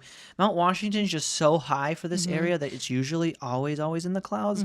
But also what makes it so not great is that there's a parking lot up there, so you got just an unruly amount of people, tons of people. But it's interesting to see the structure up there, because you're looking at something that was made in a Halo 2 video game. It's a bunker. You're looking at an actual bunker that is designed to always withstand natural disaster weather conditions. Yeah, because it's so crazy up there. It's always windy, it's always snowing. You get a foot of snow an hour up there. You can be buried in that bunker. Yeah. So it's on another level. That's cool though. Interesting. It's funny though, you can be hiking all day and then get to the top and have pizza and chili. It's the only That's place. What my sister did. And my sister, she hiked it before, and she said that literally saved her though, because she was she was so tired, and she was like, it was so nice to sit and get warm with a hot cup of tea and get some food in me, because my trail snacks was not hitting it enough, because that was a beast to go up. Right, it is. It's definitely the longest hike, but it's not a hard one. Yeah, a lot of people go, oh, wow, that's how'd you do it? And it's really, like I said, it's not hard. It's the endurance. It's a long hike. It's just a super long hike. Like going up. How long is it? Do you know? Probably took us like 6 hours to get to the top, or 5 hours or something like that. And usually, probably a 7 to 8 hour total hike all the way up and down. So most of it was going up it. Yeah. They call Mount Washington a rock pile because you're pretty much climbing up rocks for a certain amount of time. Adams definitely was more rocks though because you're climbing up you're climbing up a landslide, like a wash formation. It's just loose rocks. So as you're climbing, it's rocks are coming down. You hear people moving rock, and what's really scary is that it's just a sheet of loose rock. You could get hit in the head. So you can find yourself in like a panic attack because if you start to get in your own head about this whole thing moving, which it could, because that's how it got there at once. You know what I mean? That's the scary part about it. That's just atoms. Dale, we won't do atoms. But not selling me here, Mike. Not selling me, bud. The look on your face definitely said no. Nope. That flume, those ones were really, really hard because you're climbing, my friends Jeremy and Healy, they're both pretty good at rock climbing. So they were climbing the rocks. I went off to the side with the flume slides and was in the woods holding onto trees and pulling myself up. And it's like a mile long climb like that. And that's a long mile when you're climbing just straight uphill at an incline that requires all fours. Yeah. That's a lot. But yeah, no. If you're going to Washington, definitely do Monroe. I'm actually getting totally stoked. I really want summer now because I can't wait to hike the mountains again. I can't wait for warm weather. I just want to be outside more. It's crazy how cool it is right now too. Like, oh my God. It's like -5 yesterday. Yeah, because of the wind. Yeah, and it's supposed to snow. But some people hike in these conditions. I was outside with my dog yesterday doing a little bit of hiking. I still go outside like every day. Up in the White Mountains. Yeah, that's insane. It's craziness. It's you totally really have crazy. to have the proper gear for that. And a certain mentality. Yeah. Well, that was the fascinating thing about climbing up Washington is along the way there's memorials for people found dead trying to hike up and down it because that's how you can have flash snow up there. And somebody was 2 miles away from the parking lot, and there was a memorial. I'm like, man, he just almost made it. That sucks. That's fucking. Because I've been watching videos of you watch videos of Everest and the death zone, the bodies they find there, dude. And that's understandable, but that's crazy on Mount Washington. Mount Washington takes on average two. Actually, you could probably check this. I think it's 2 lives per year, but there's a list of 176 people who've died climbing that mountain up at the top, as a memorial placard with the names and how they died. And some of them unknown to how they died too. They're just gone missing and this is the last place they were seen type of thing. Wow. Because it's a big mountain, you can get lost. And it's always 150 people since 1849. It was 150? Okay. Since 1849 have died there. That's crazy. Yeah. And it's easy to get lost because if you're looking at the terrain, especially when you're climbing up it, there are cairns, but in 3, 4, or 5 feet of snow, you can't see those. You're not gonna see them really. Yeah, you can so easily get off trail. They help with a little bit of snow, but not when it's a really bad storm. Ugh, that gives me anxiety thinking about that. I know, getting lost in it. Yeah, I'm notorious for whenever I go for walks, I'll always come out the different way than I came in. I'm just like, I thought I was on the right trail, but I guess not. But I see my car, so I'm good. Yeah, that's all that matters. I know. I'm terrible with my sense of direction, but I always make it from A to B. Not always, because I always just go to spots where I know, but then I'm like, I'll just go this way. Maps are super helpful. Well, yeah, if I'm going on an actual really trail, I have a designated trail that I'm doing. Say if I do go to the White Mountains, I will have a trail. When it's something that's more intense, but something around here, I'm just gonna wing it. Something that's not really gonna it's not. There's no downside to getting lost. Yeah, around here, I'm just well, I'll figure it out. And you can only get so lost. You're saying. Around here. Car, Well, it's nice because those areas people are hiking, you can ask them. Yeah, and stuff like that. We sometimes, if you're doing a loop trail, you don't see the same. Those are the nicest, in my opinion, to do a loop trail, but there is obviously more room for error because on some of them are very straightforward. Some of them will have spots all around. Just do I go on these? Right, because the Appalachian Trail passes through there, and there's tons of different trails that pass through all those mountains. And I think they might even all be connected one way or another because they're obviously all in the same mountain range. Yeah. But yeah, sweet stuff. We're here at 2 hours. I don't know. We can wrap this up. Wow, that went by really fast. I kind of want to emphasize to people how awesome it is what you do. Thanks. And how possible it is to do those types of things. I definitely could see a lot of people. I know a lot of people who like and want to do that kind of stuff, but don't know where to start. Yeah. And I feel like you've given us a good amount of insight on that. The biggest thing is just getting yourself out there. Yeah. In some way. Starting to make something. Just start telling your story, sharing what you're making, putting it out there some way, Yeah. And then people will eventually notice the more you do it. Yeah, I have a feeling that also people don't recognize how generous people can be. Oh my God, yeah. Towards supporting you once you get the ball rolling. Mm-hmm. Be like, oh, I'll buy it even if whatever. My point is, they'll buy it just because you're selling it. It's like, what is it? The old saying, like, if you make it, they will come, or build yeah, it, if you build it, they will come. Yeah, that's how I felt about this. It's the same thing with, like, if you put your passion and everything into it, people are going to see that and recognize that value, and they're going to be like, oh, shit, she's putting some work in. Let me see what she's got going on. Exactly. And yeah, it's easy to appreciate.